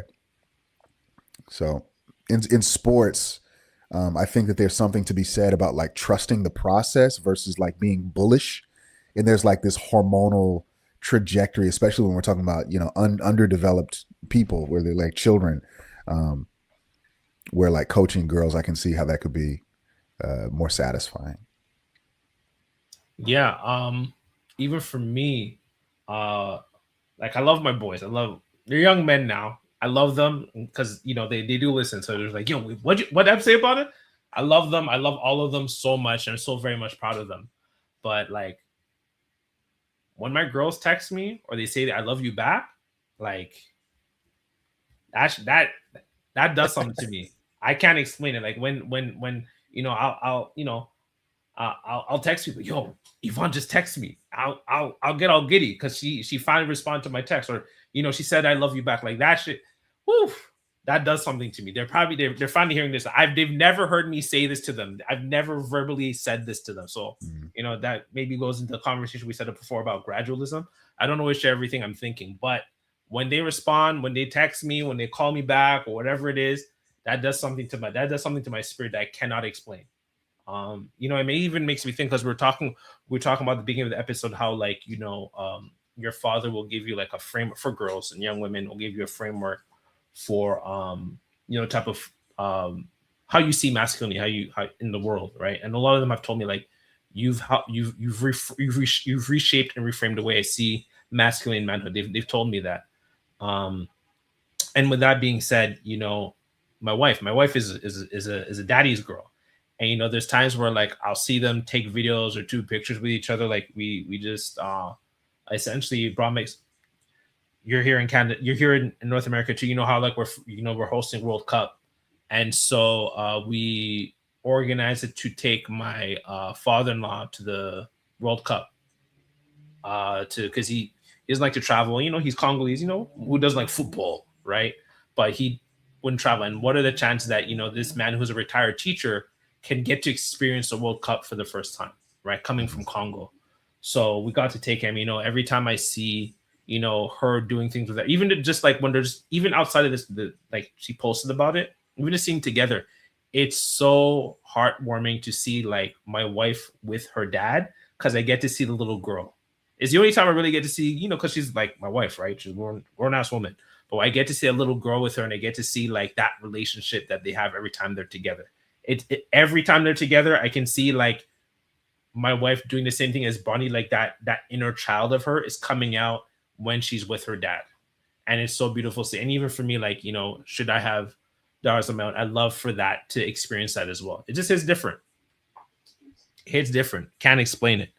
And you know, it goes into like that sense of, I guess you could say maybe healing. It makes me think of that of some of the quotes that, you know, Kuma said to Bonnie, said about Bonnie, because it was, you know, his memory bubble. He wasn't exactly explaining it to her. One of them was, he's like, Bonnie, ever since I was a child, I've always wanted to be a hero who could save the downtrodden and suffering.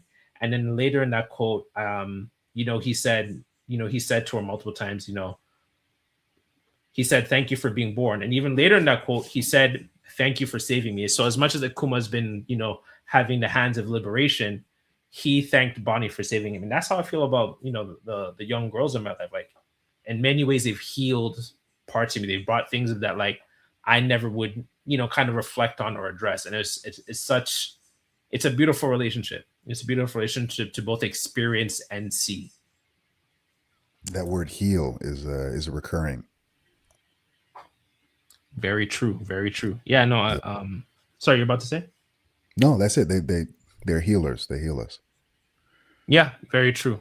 Yeah, I love seeing that. Like whenever I see my wife with her dad, I was like, wow. Like I'm seeing the inner child come out.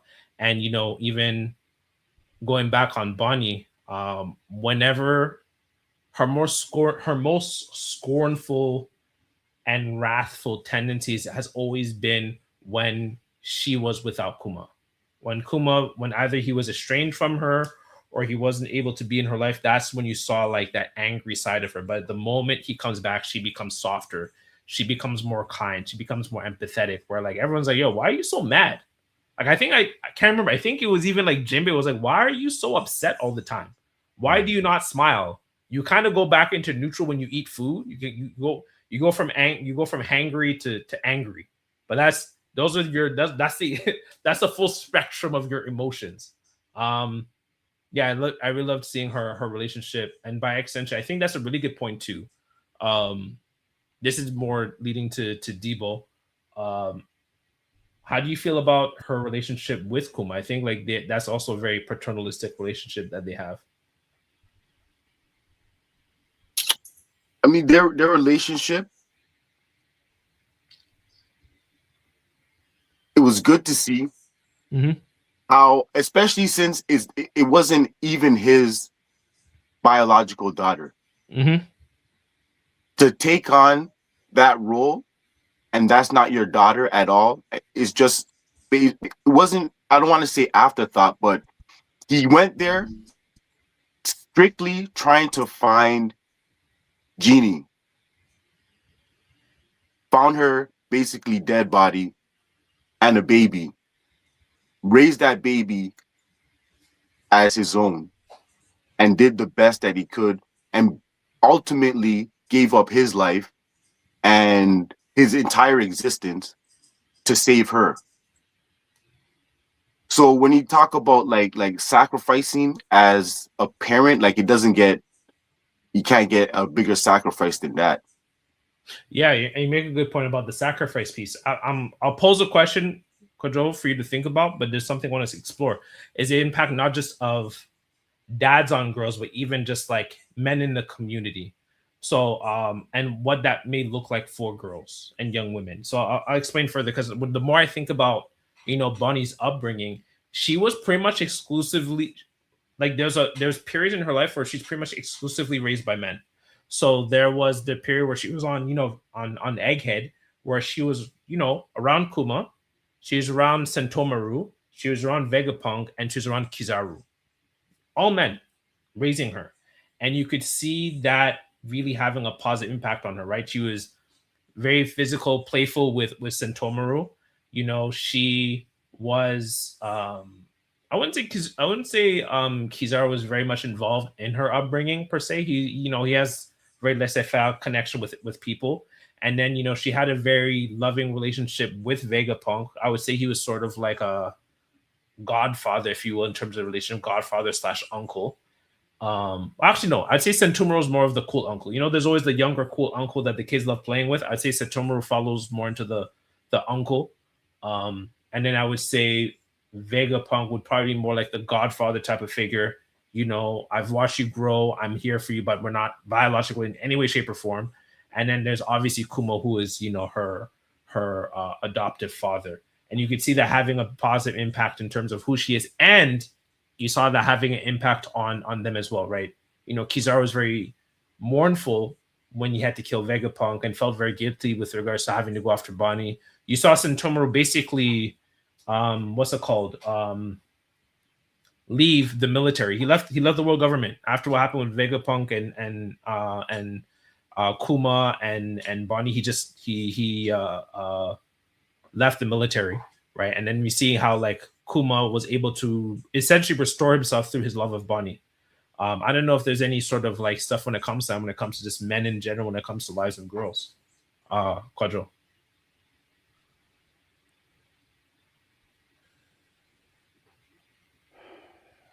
I think more is better than less. Usually, I did a piece a little while ago. It was like a short reel about the Akon one. Yeah, the viral. The Akon went viral. But a huge part of that piece that like everybody who commented kind of like looked past was the role of industrial capitalism in disintegrating the extended family. We hear a lot, today about how difficult it is for families. I mean, especially now that the nuclear family is further being disintegrated now to like just a single mom, and like that's all you got. And apparently that's all you need. Bruh. Anyway, so but even with a nuclear family, a father and a mother, like it's still difficult to raise a child and to maintain domestic duties and get money and stuff. And so long ago, we had the extended family where your uncles and your aunties may even live in the same house or within the same community. Grandparents often live there nearby.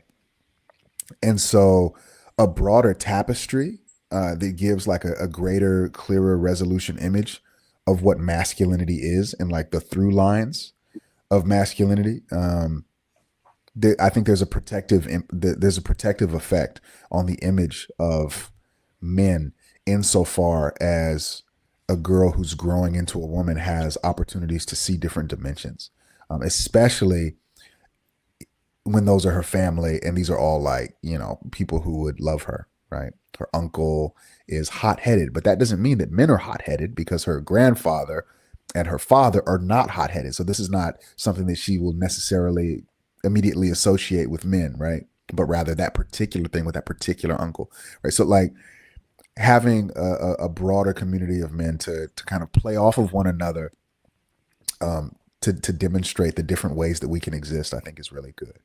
You made mention of the cool younger uncle that all the kids want to play with. Like that too is like another important dimension that not everybody can reach that, right? So, a broad and varied experience of the masculine principle, I think produces a more holistic, healthy, and like tenable view and understanding of what it is to be a man.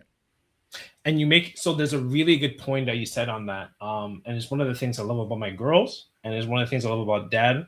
And it's one of the things that I'm thinking about now. It's very offhand, and people's gonna remember this scene. There's a scene at pre-time skip One Piece, just leading up to time skip, where they're on Sada Paleco. Some of the names are really weird. Anyways, the bubble island. Sabaody. Thank you, my man. And essentially Zoro is gonna get killed, right? Remember the celestial dragon world noble was walking through, and Zoro didn't want to move because Zoro's like, fuck, we think you are. I'm not moving for Zoro. There's a reason he's part of the supernova. He doesn't care who you are. He'll cut you down if you disrespect him. and I can't remember what the world noble did to him, but he was about to like everyone saw an extreme sense of bloodlust from Zoro, and Bonnie saved him. Bonnie saw his humanity and saw someone who didn't quite realize what he's doing and intervened and saved his life with her soft skills. She's like, oh, she turned into her, I think if I remember correctly, she turned into her childhood self. And she's like, oh, uncle, I'm trying to find the washroom or something. Can you help me? And Zoro's confused. And then she dragged him away before the world nobles could even react to what Zoro was about to do, because he started drawing his sword, right? And just drawing your sword, that's enough execution on spot, right? As much as Zoro's strong, he wouldn't have been able to handle the whole world government in the span of like 5 minutes, because that's what would have happened. And that makes me think of, being exposed to a tapestry of what could be seen as masculinity. It allows you to see men as people, because that's what Bonnie did. She saw Zoro as a person. She didn't see Zoro as, he's a supernova, he's fine, it's not my problem, he causes himself toxic masculinity, quote unquote, let him deal with it. No, she saw a human who didn't realize what he was doing. I'm going to do what I can to intervene and save his life. She yelled at him and all that stuff because she's still scornful and angry from not having her dad, but she saved his life. And so that makes me think of like, with all my young girls I support, they all have, I would say they've never told me explicitly, my presence in their life has contributed to how they see men in a positive way, in a sense of seeing their humanity. And the same thing with Deb, like I know a lot of the things that like I do, part of the reason, a big portion on why Deb supports it is because she's a girl's dad, because she's able to see men as human beings firsthand growing up. By contrast, those who aren't really exposed to, a full or different tapestry of men, or men period, they do tend to have a harder time to see the humanity of men. I don't know how you guys think about that, if you guys have experience with regards to there's a difference between girls who've been exposed to a father/man and girls who don't, and how they see men as humans. 100%. But I'm gonna give it to Brother Debo, because I feel like I've been talking too much. I think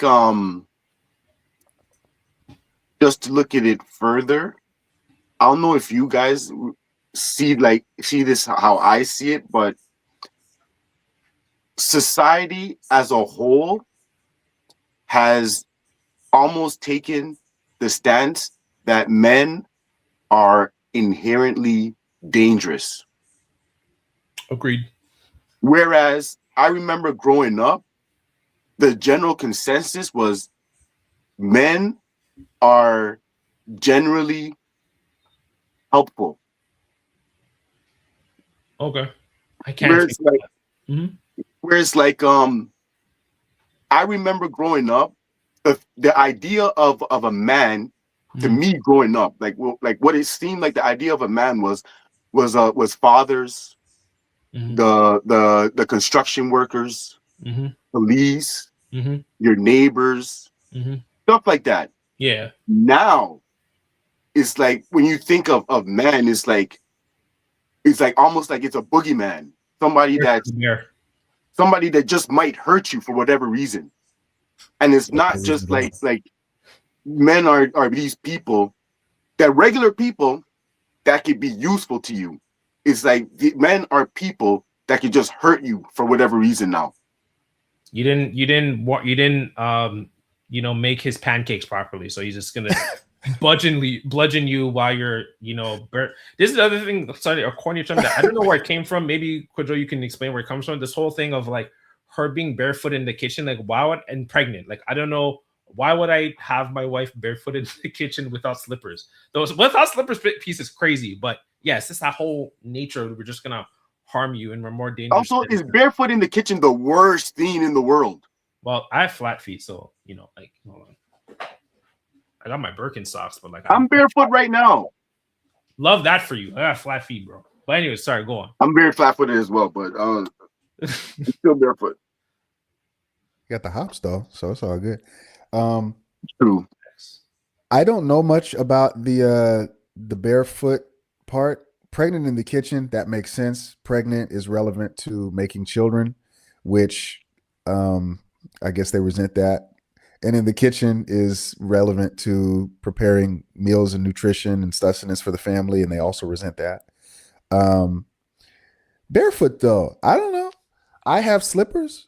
I have these really nice, actually, slippers from Morocco, but I wear them outside. Actually, I'm barefoot inside of my house usually, or with socks on, and I wear slippers to like walk across the street to the liquor store or to like take out the trash sometimes, or like to sweep my porch. I'll wear slippers just to slip on something, but I don't usually wear slippers in the house.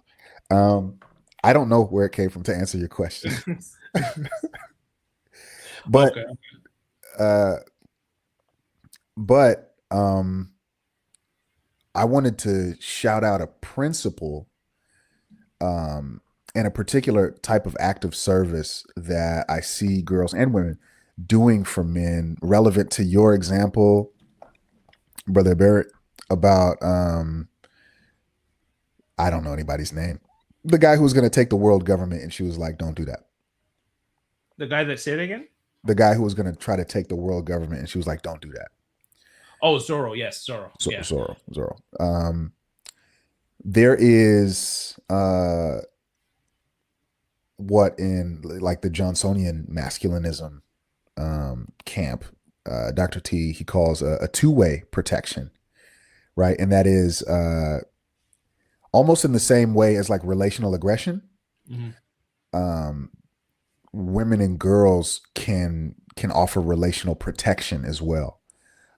Sometimes for good reasons, sometimes for bad reason. If it's a girl, her judgment may not be cultivated in the same way as a woman's, right? She's not fully developed yet. But this idea that I've heard it said before that men's greatest weakness is our strength, and women's greatest strength is their weakness, right? And that weakness, that vulnerability, that socially perceived vulnerability, can be weaponized for or against people. So like the idea of saying, I need you to protect me from these people, you can send a man to his death by saying some shit like that. Yeah. Or the idea of saying like, it's not that serious and shutting the hell up. You can save a man's life like that. Just through the mere utterance of a word, they have that power insofar as we are relegated to our position. And in many regards, that position based on our ability to affect violent outcomes can be perceived as our weakness on the other end of it. So, and there's a lot of conversations about our duty to protect them when the going gets tough and so on and so forth. But there's very, very, very little discussion of their duty to keep things in perspective and proportion and not call us to do harm to somebody when it's not necessary, so that we don't end up dead or in jail because somebody hurt her feelings, and so shout out to the women and girls who practice that type of restraint and that type of measured response, because they know that they got killers in their phone at any moment in time, right? And choose to wield that power responsibly. Yeah, you're actually making me think of, it's a separate experience. It has to do with one of my young guys. It had to do with like the, I don't know if you use that same term in the States, custodian, who was in charge of like cleaning up the school. And we were out, the agent I was working works out of a school, and we were there late, and the guy doesn't like, he's a miserable guy, didn't want to be there. And so he started threatening us to leave right when we were wrapping up. And it got to a point where he's like, oh, like, what's your names?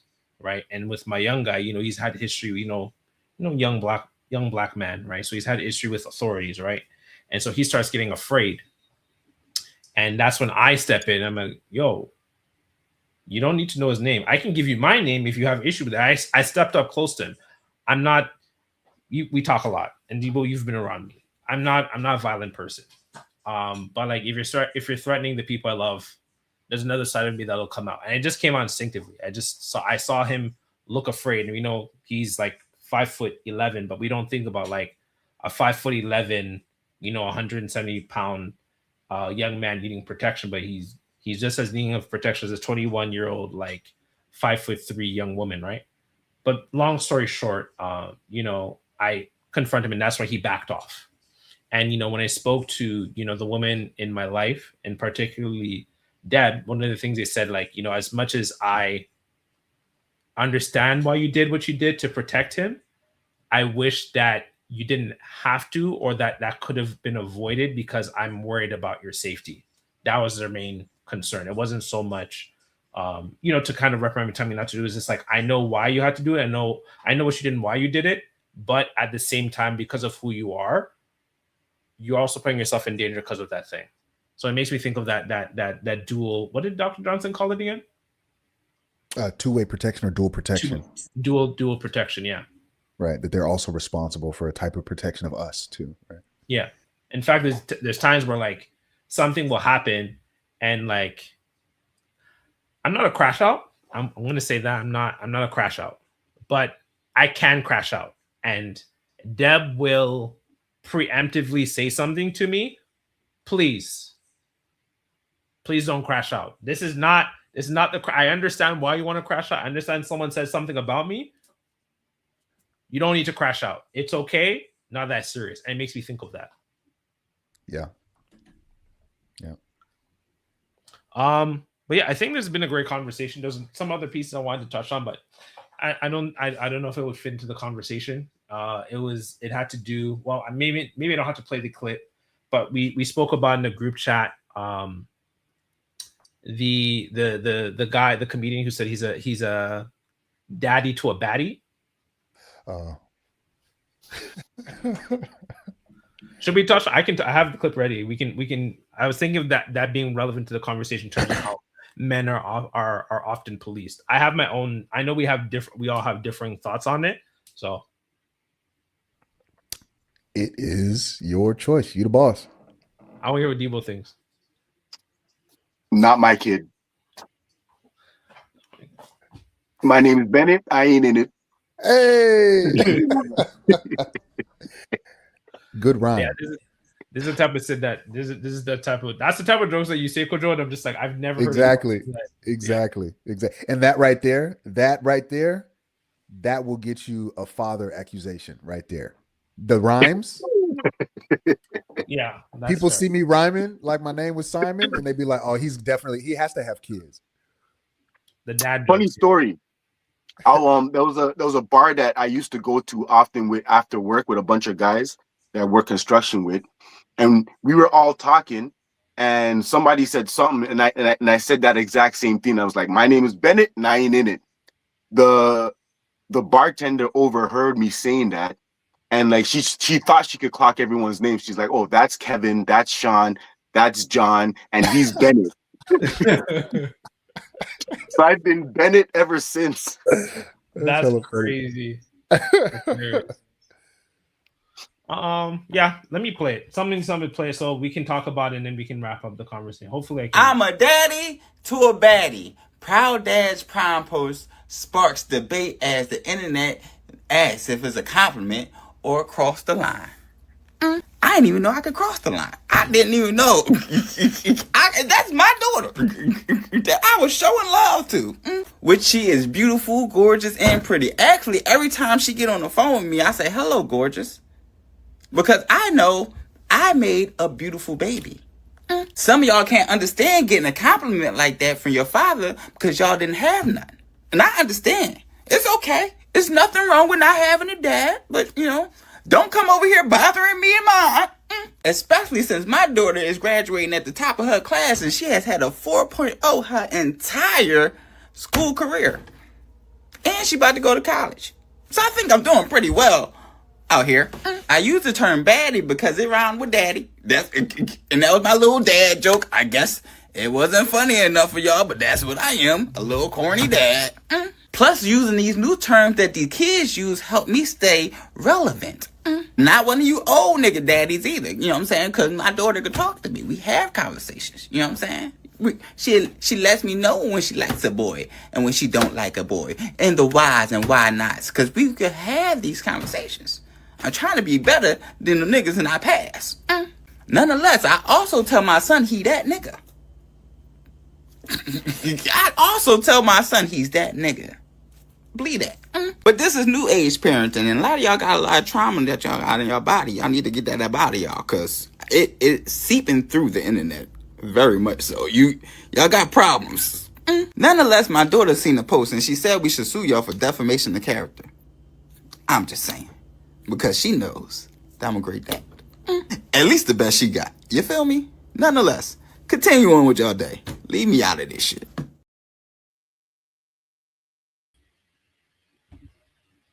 Okay. Yeah. So I wanted to hear you. I know we had different opinions. We kind of touched on it, but I figured we could just have this, I guess you say, heated debate if you want, and then we can end it here.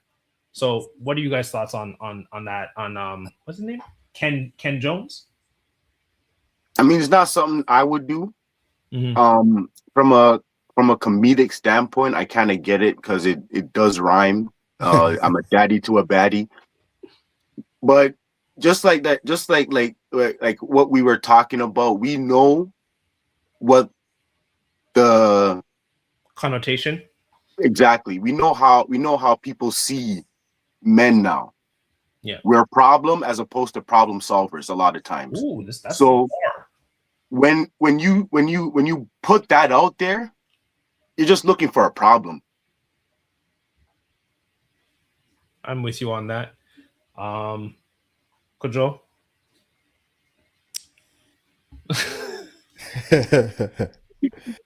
I agree with Bennett.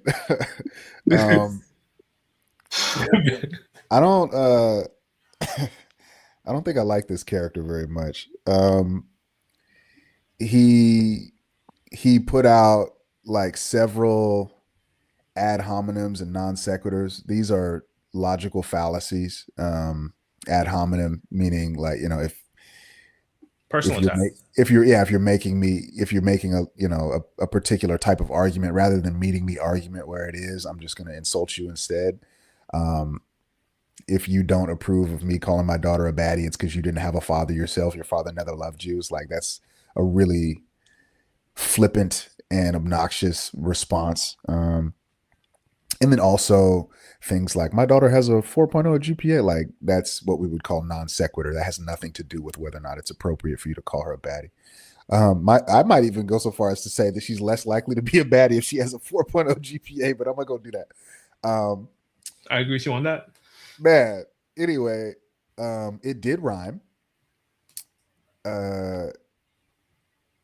But that's really it. It rhymed. Maybe there's better things to do, or maybe better things to rhyme with, better things to say.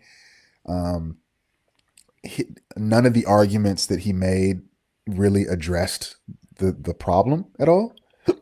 I wouldn't want a daughter. I would never describe my daughter as a baddie, and I wouldn't want a daughter to call or think of herself as a baddie.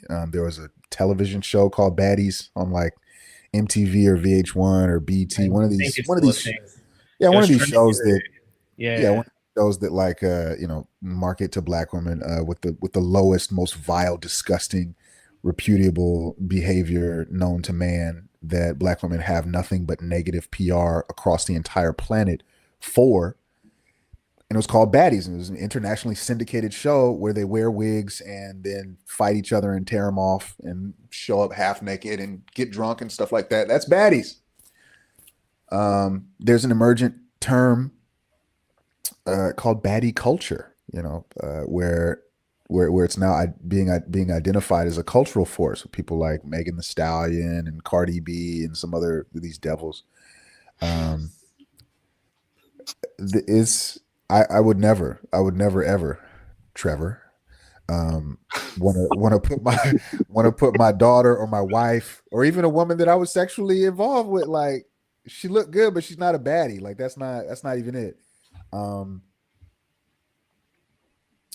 Yeah, and also he says that he tells his son that he's that nigga too, right? Mm-hmm. Equally inappropriate, and I'm not gonna say that shit to my son either. Yeah. Perhaps dude just has a habit of talking to his children in a strange way. He seems a little different anyway. Crass. Nah, that's not what I was gonna say. Maybe Okay. maybe when the live stream turns off, he was making strange little sounds when he was talking. Oh and yeah, the sound. Yeah, his I think I switched to just his laugh and how he gets like engagement. But yeah, his laugh was strange, and he was doing some things, flipping his wrist around. I said, okay, this guy's different. So I don't know. But I'll say that if people criticize him, I don't think that I'd waste my thumb calories, leaving comments about it. I have better things to do. But if people go so far as to criticize him for that, I would say that it's very similar. And I wouldn't call it any kind of unique or particular persecution of men. I would say it's very similar to like they've had several of these images that go bad, and then it's like a mother who reproduces this first Spider-Man scene, and she's got her little toddler upside down, she's kissing him on the mouth. That was or weird. I saw another one where they had the family photos, and her gut is All in so white. large. Yeah, her gut is so large that she has to unbutton her pants, and her gut is like on the back of his head. It's kind of funny, but it's not funny. And people rightly they call women out for these behaviors on the internet, say you should not have done this, quite simply. And so if daddy baddie flamboyant dude is gonna complain, then these other women also have the right to complain. I don't think either one of these people have any right to complain because it's inappropriate. And I don't think it's any kind of gender-based persecution. I think it's just you made a poor decision that people don't like. Yeah, you make a really good point. I think that was a really great contrast that you provided. I do think from my initial reaction was just the hypervigilance and people accusing him of like wanting to like date his daughter. I thought that was a stretch. I think like what he said, I wouldn't say that either.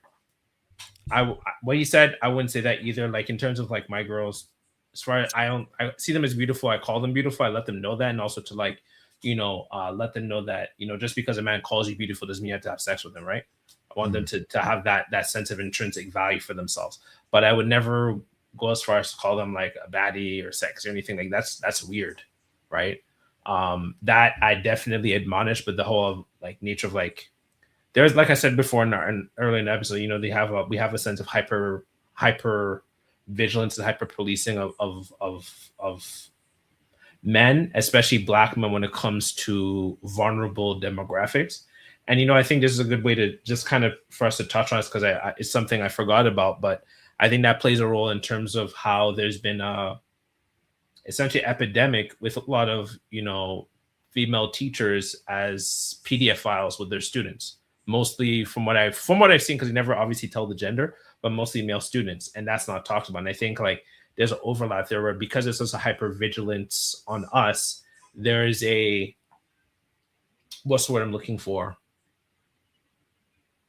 A blind side, a blind spot when it comes to also being vigilant on women, right? That we don't think about. And not to say women are bad people. No, it's just women are people. So women can do the same things as men, right? But we don't really talk about that. I don't know how you guys have been seeing the whole female teacher epidemic lately. I'll say this. I saw a woman was talking about how one of her teachers preyed upon her. And when she would tell people the story, everyone would assume the teacher was a male. But it was a female teacher. So it goes to show, just like what I was saying before, nowadays men are the problem as opposed to being the problem solvers. And with that said, a lot of times what goes unsaid is how much of a problem women can be. Yep, exactly. Yeah, even I think about before we get to you, Kodro, in terms of your perspective and analysis on it, with because of the hypervigilance, and this is another thing too when it comes to community work, which is why I'm, like I said, pivoting towards more boys, is like when you do workplace training, no one trains you and obviously you should have your own common sense, but the very fact that you're not trained for it says something. No one trains you to know to look away when the girls are dancing to dance hall music or start twerking, whatever. Obviously you have the common sense to look away, but there's no training for that. There's no preparation to protect you as someone who's both black and male, or just male period, when it comes to these highly higher female population situations, right? There's no protection when it comes to, there's no training, there's no preparation, and that played a role in terms of my decision making, right? Like no one trained me to do that, no one prepared me. But if I was to do that thing, kind of like what Dr. Johnson said, in terms of Dr. Susan Johnson said about us knowing to do certain things for women, if we're not, we're punished in terms of by society. It's the same thing. We're not we're not trained to be aware of these things, but if we're not aware, if we don't get the grace of ignorance, where it's like, oh, he just didn't know. No, he definitely wants to watch these little girl dance. Like, no, I just wasn't thinking. I was distracted. I was looking at something. Like, I know I don't even just look away. I even will turn the opposite direction or leave the room, just to protect myself. Because if a camera angle shows that I'm facing them while they're dancing the dancehall music, that's all they need. They're like, and this kind of goes back into the video. We knew it.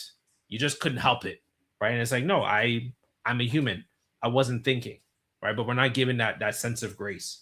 And like I said, that's the reason why I'm making a lot of the pivots I'm doing for myself, because I have a family to look after. I can't just be doing whatever I want, right? Unfortunately, and that's a lot of my mentors' choices, right?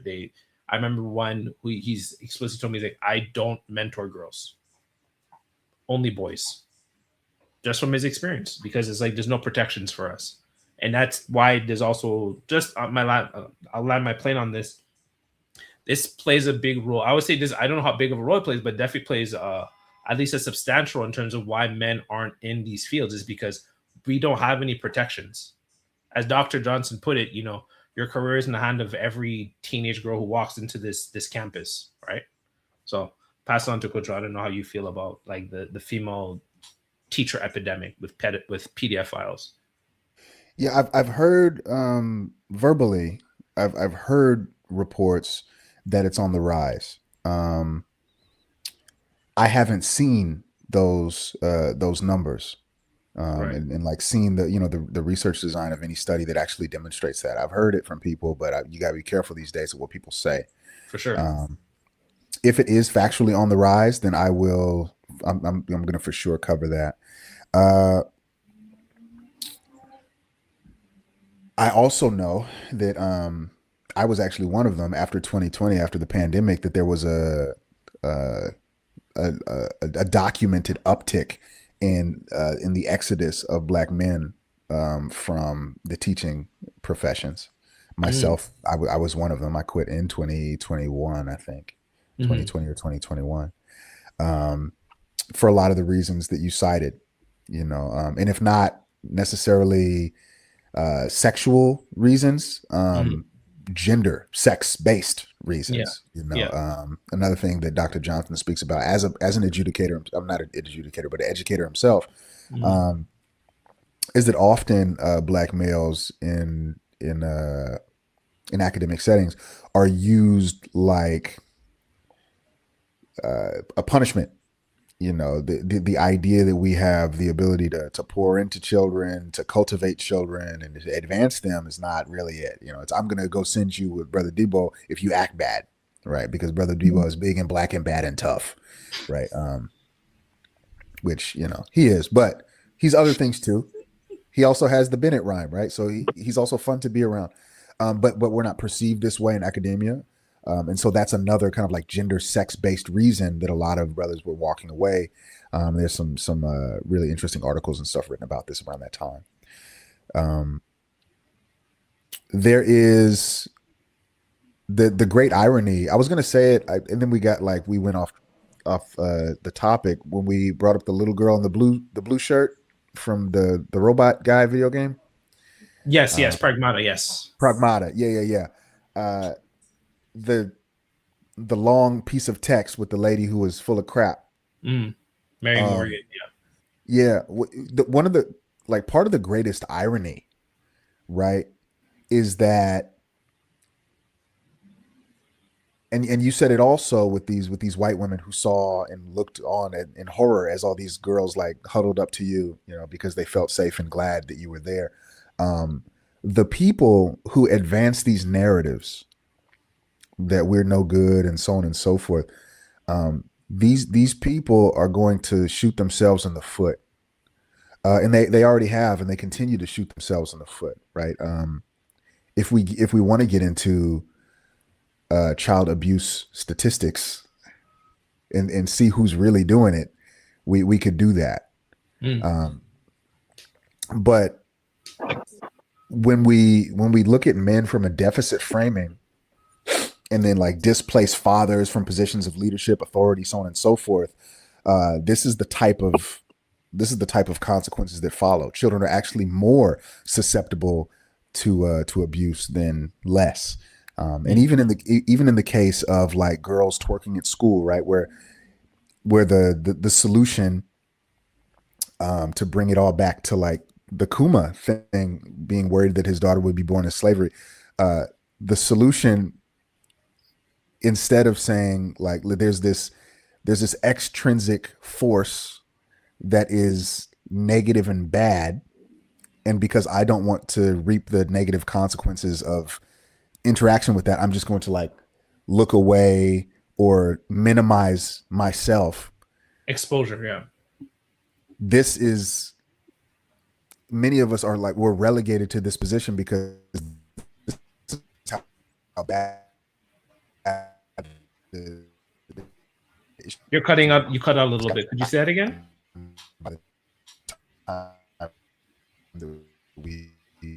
Oh, right.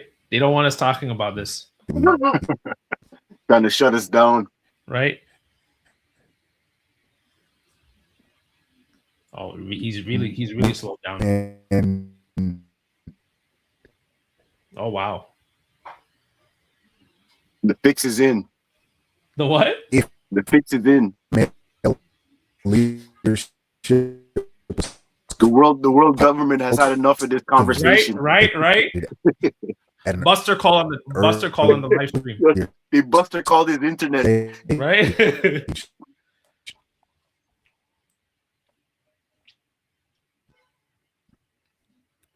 Okay, I guess we'll give him a second to catch up. So, okay. We'll wait for him to come back. Maybe he's having some connection problems. He's on the other side of the continent. I will say though, I will preface this. I don't think there's been I don't know how you feel about it, Debo, but I don't think there's been a rise in female predators in the education system. I think there's just more exposure to it. I think it's been the same, but is this being more people are getting caught? Exactly. I don't know how you think about that, but that's how I perceive it. That's a good way to look at it. Actually, I never thought of it that way. Yeah, that was the first thing that crossed my mind. I don't know, and maybe there is. I think Dr. Todd Bottoms. I think I shared some of his videos in the chat. I think he's shared some statistics that it is on the rise. Okay, Joe's back. You're back. See, they did a Buster call on our live stream. They didn't want you. They didn't want to hear your knowledge. They said it's horror again. You got me? The world government had enough of your cooking. Right? Take him out. Just end the live stream. Cut all the internet. Take away his spatulas and pans and pots. Exactly. Just take it all away. Take away the seasoning too. No more cooking utensils for this brother. Right? Not the gumdrop buttons.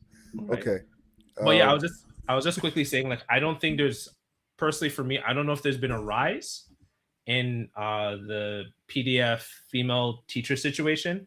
I think it's being exposed more. That's my take on it. But I know, like, I've shared like Dr. Todd Bottom stuff. I think he shared some statistic, but I haven't verified it. So like my stance is there's just been more exposure. But you were saying something about, I can't remember where it started cutting out, but you were talking about the exposure piece versus like how to protect yourself, and then the Buster call happened. Right. By the way, that Dr. Todd, can you send that to me, please? Okay. I'd like to take a look if you have it.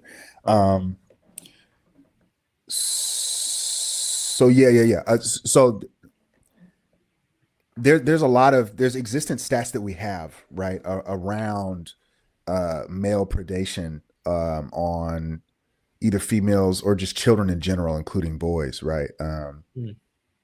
And the displacement of father figures from the household is a common factor. It precipitates this type of abuse, and what we see in situations where a teacher may see girls twerking on stage, a male teacher may see girls twerking on stage, and be like, I'm gonna just go the other way. What I'm saying is that is evidence that the situation has gotten so bad that that's all an individual man can do at this point. So it's very relevant to Kuma not wanting his daughter to be raised into slavery, and that whole thing that I was saying about the oppressive outside force, right? There's this harmful world government that would inhibit my freedom if I was to have a daughter. So now I don't feel like I can have a daughter. I have to go deal with this instead. Kuma was actually dealing with it, and hopefully he had friends and family and other people who were alongside him also dealing with it. And hopefully at the end of One Piece, I think it's still going, right? Yeah, it's still going. We're in the final saga now. Eventually the world government may be toppled, and Kuma will be happy and successful, or a person in his position will be happy and successful and able to exhibit those freedoms. And that's the revolutionary position versus the reactionary position, where your movements are made and dictated by this outside oppressive force. Likewise, when a black male teacher sees these students twerking on stage and he throws his hands up and he walks away because he doesn't want to get in trouble, that signifies that there's been an underdevelopment of the masculine principle in the curricular atmosphere for some period of time preceding that particular instance. So if there were fathers at home, those fathers might say, I don't want you to go to school and twerk. A male principal, a male administrator, a male superintendent might say, we don't do shit like that in this school, right? But because of the displacement and underdevelopment of male authority in a lot of these realms, all the way from home into the curricular atmosphere, where it's like more than 90% of administrative faculty and staff are female. This is kind of like the landslide, and then the male teacher, he meets it where it's at. And then there's another social media piece that's going viral right now about, it's ironic, it's a woman, and she's telling a secondhand story of what a man told her, but he's not going viral. She's going viral for telling the story of what he said. Okay, fine. Of course. That she saw girls behaving inappropriately and wearing half naked at school, and she asked him, why don't you say something? Why don't you say something? Why don't you do something? Why don't you send them home, tell them to cover up, et cetera, et cetera? And this male teacher said, we got a week and a half until summer vacation. I'm trying to get the hell up out of here with no issues. If I make mention that a girl was dressed inappropriately, that means that I noticed it. They'll use that as a means by which to turn it around and flip it to where, now I lose my job and my pension and all these other kinds of things because I noticed that her behavior was poor. This is what happens when it's confirmation bias. Earlier to what I was telling with Brother Debo, that what I say is true, and if you find evidence that's the opposite of what I say, it's further evidence that I'm actually telling the truth, right? So this presumption that men are constantly lusting after girls and so on and so forth or whatever, if a man should say, hey, don't do that, don't behave in that manner, don't twerk on stage, that then can be weaponized to further advance the claim. So why are you watching her twerk on stage? It's because it was on stage and I'm trying to correct the behavior. Right, matter. Exactly. But the disallowance of men to correct the behavior, the systemic removal of men on a large scale from any type of position to correct the behavior is what leads to the behavior. And ironically, very, very ironically, increases the likelihood that something bad is going to happen to these girls at some point, right? Yeah. So, you want to run so bad from male authority that you're going to end up running headfirst into male victimization, or male villainy is what they're going to do. Yeah. And the data continually pans this out. I'm sorry, go ahead. No, I was just simply going to say, you make me think of two different experiences. So one is like in some of the said community centers, like I'll see the women have very like explicit conversation with the youth and the children, and I'll leave the room. Like people see, I will leave the room. I'm not even going to correct it. I'm not going to let everyone know, because if I call it out, then I might marginalize myself when I'm only working really with women, right? I'm the only one there, and we all know women can do reputational damage, right? So I just eject myself from even. My name's Bennett. I ain't in it. Facts. That's right. Yeah, I just remove myself, right? Because especially like I remember one place that they had a security camera. I want the security camera to see at 3:53, and Bear wasn't even in the room. My name is Paul. That conversation's for y'all.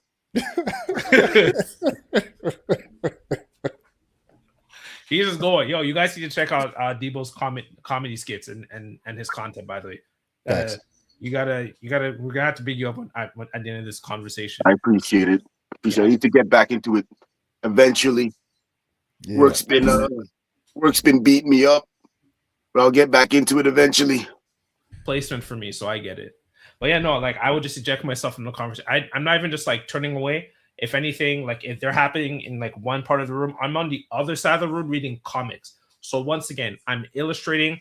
My name's Paul. That's the conversations for y'all. I'm Paul in it. So I'm Paul in it. I'm not involved. Keep me out of it, right? And it made me think of like even this conversation I had with two girls when I was in Regent Park. Really good girls. I want to have one conversation with one of them in particular. They're both East African, but I'm like, you know what? Let me call them both, because I'm going to be in the room by myself with them. And I think I feel it was God telling me to have this conversation with them, because one of them in particular, very pretty young girl, and I could see she doesn't really understand why boys are. She's very tomboyish, and she's playing around with the boys and stuff.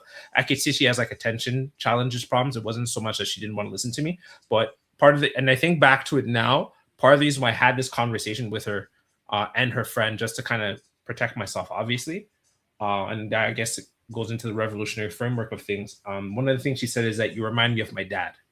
You always call me and remind me of my dad. And that gave me that reassurance I can have this dialogue with her. Because sometimes when girls don't have that framework to go off of, they can misinterpret me, which goes back into just focusing on boys, right?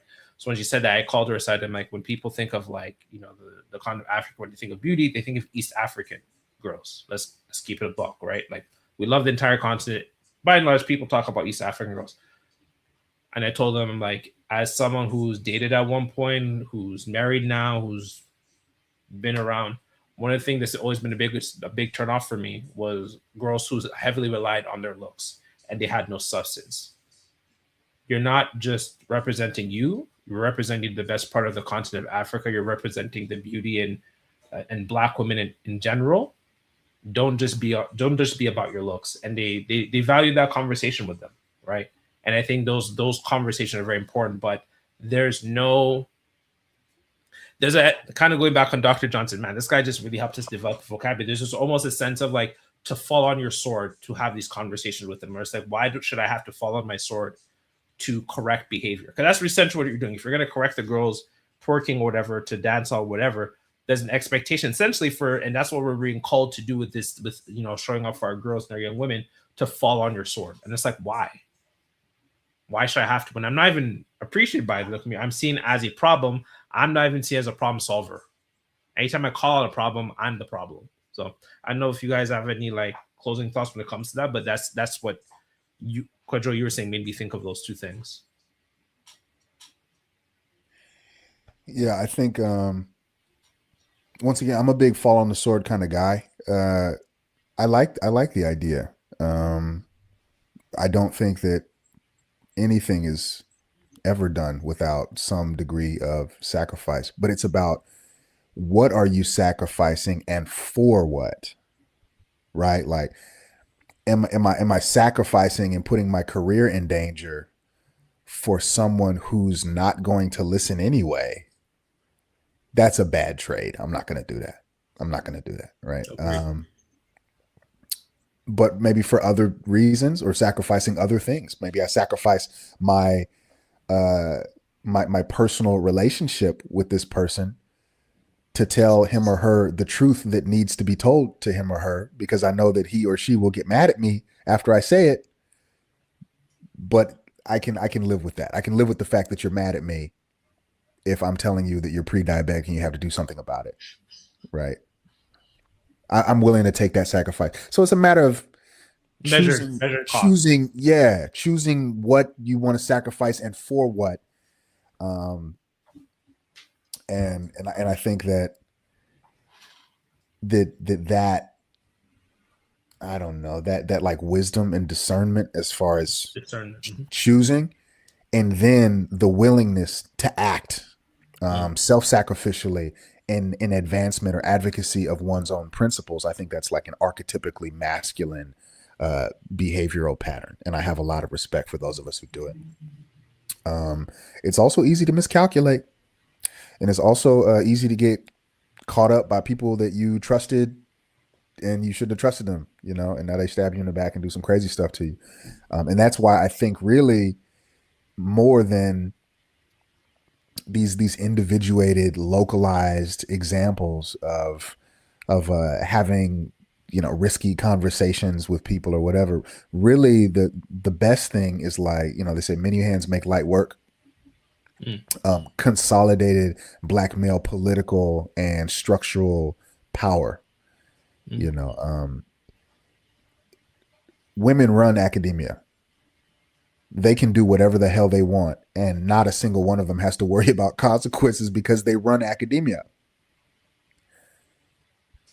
If men were in positions of power in the exact same way, the idea, once again, like before the girls are twerking on stage and the individual teacher who makes a comment about it is at risk of losing his career, before that even happens, there would have been a father at home.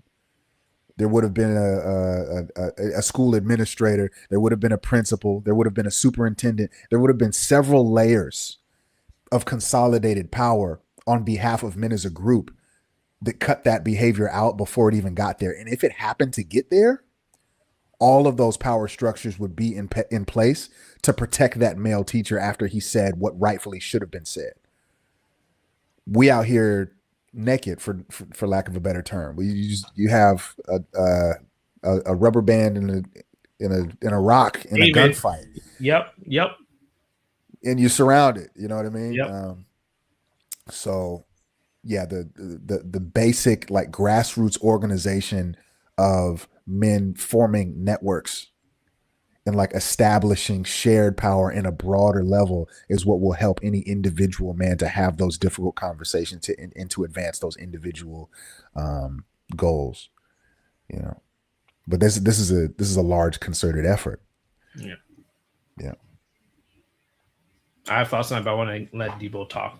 Baba Debo. What was the question again?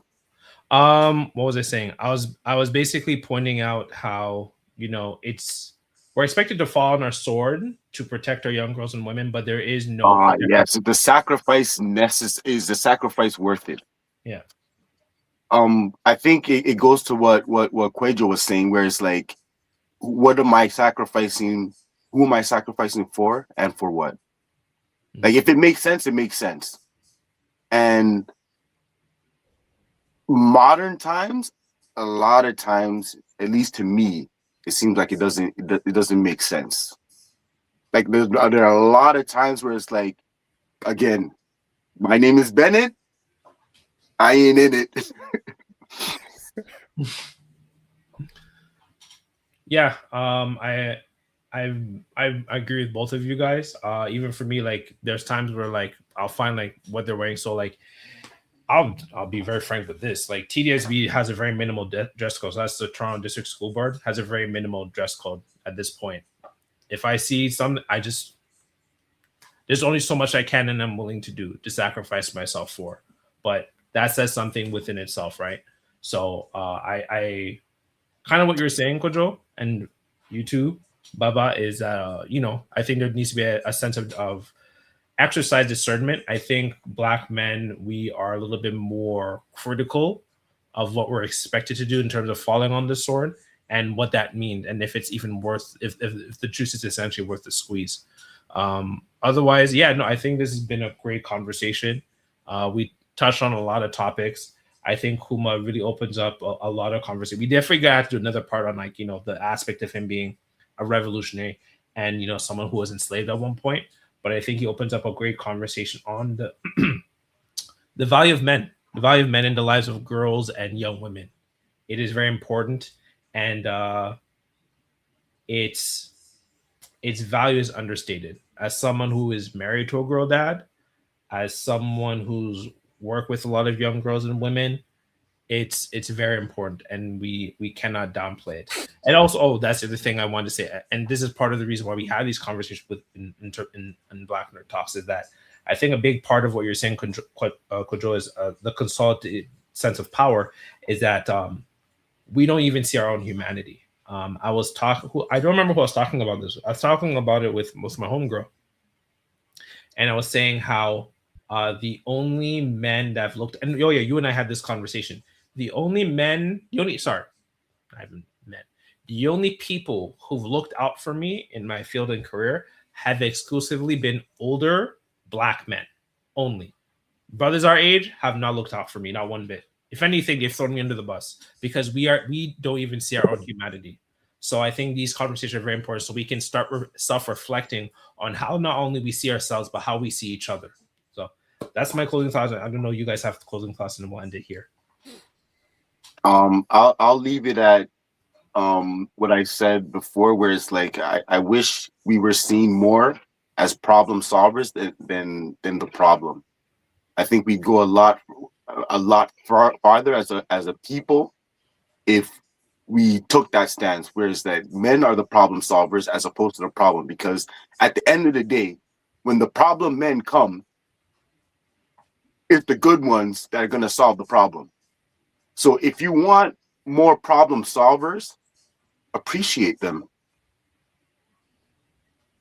lest they become problems. and I'll try to circle it back to the nature of, I guess, the conversation where it began. A lot of the kind of battles that we inherit and that eventually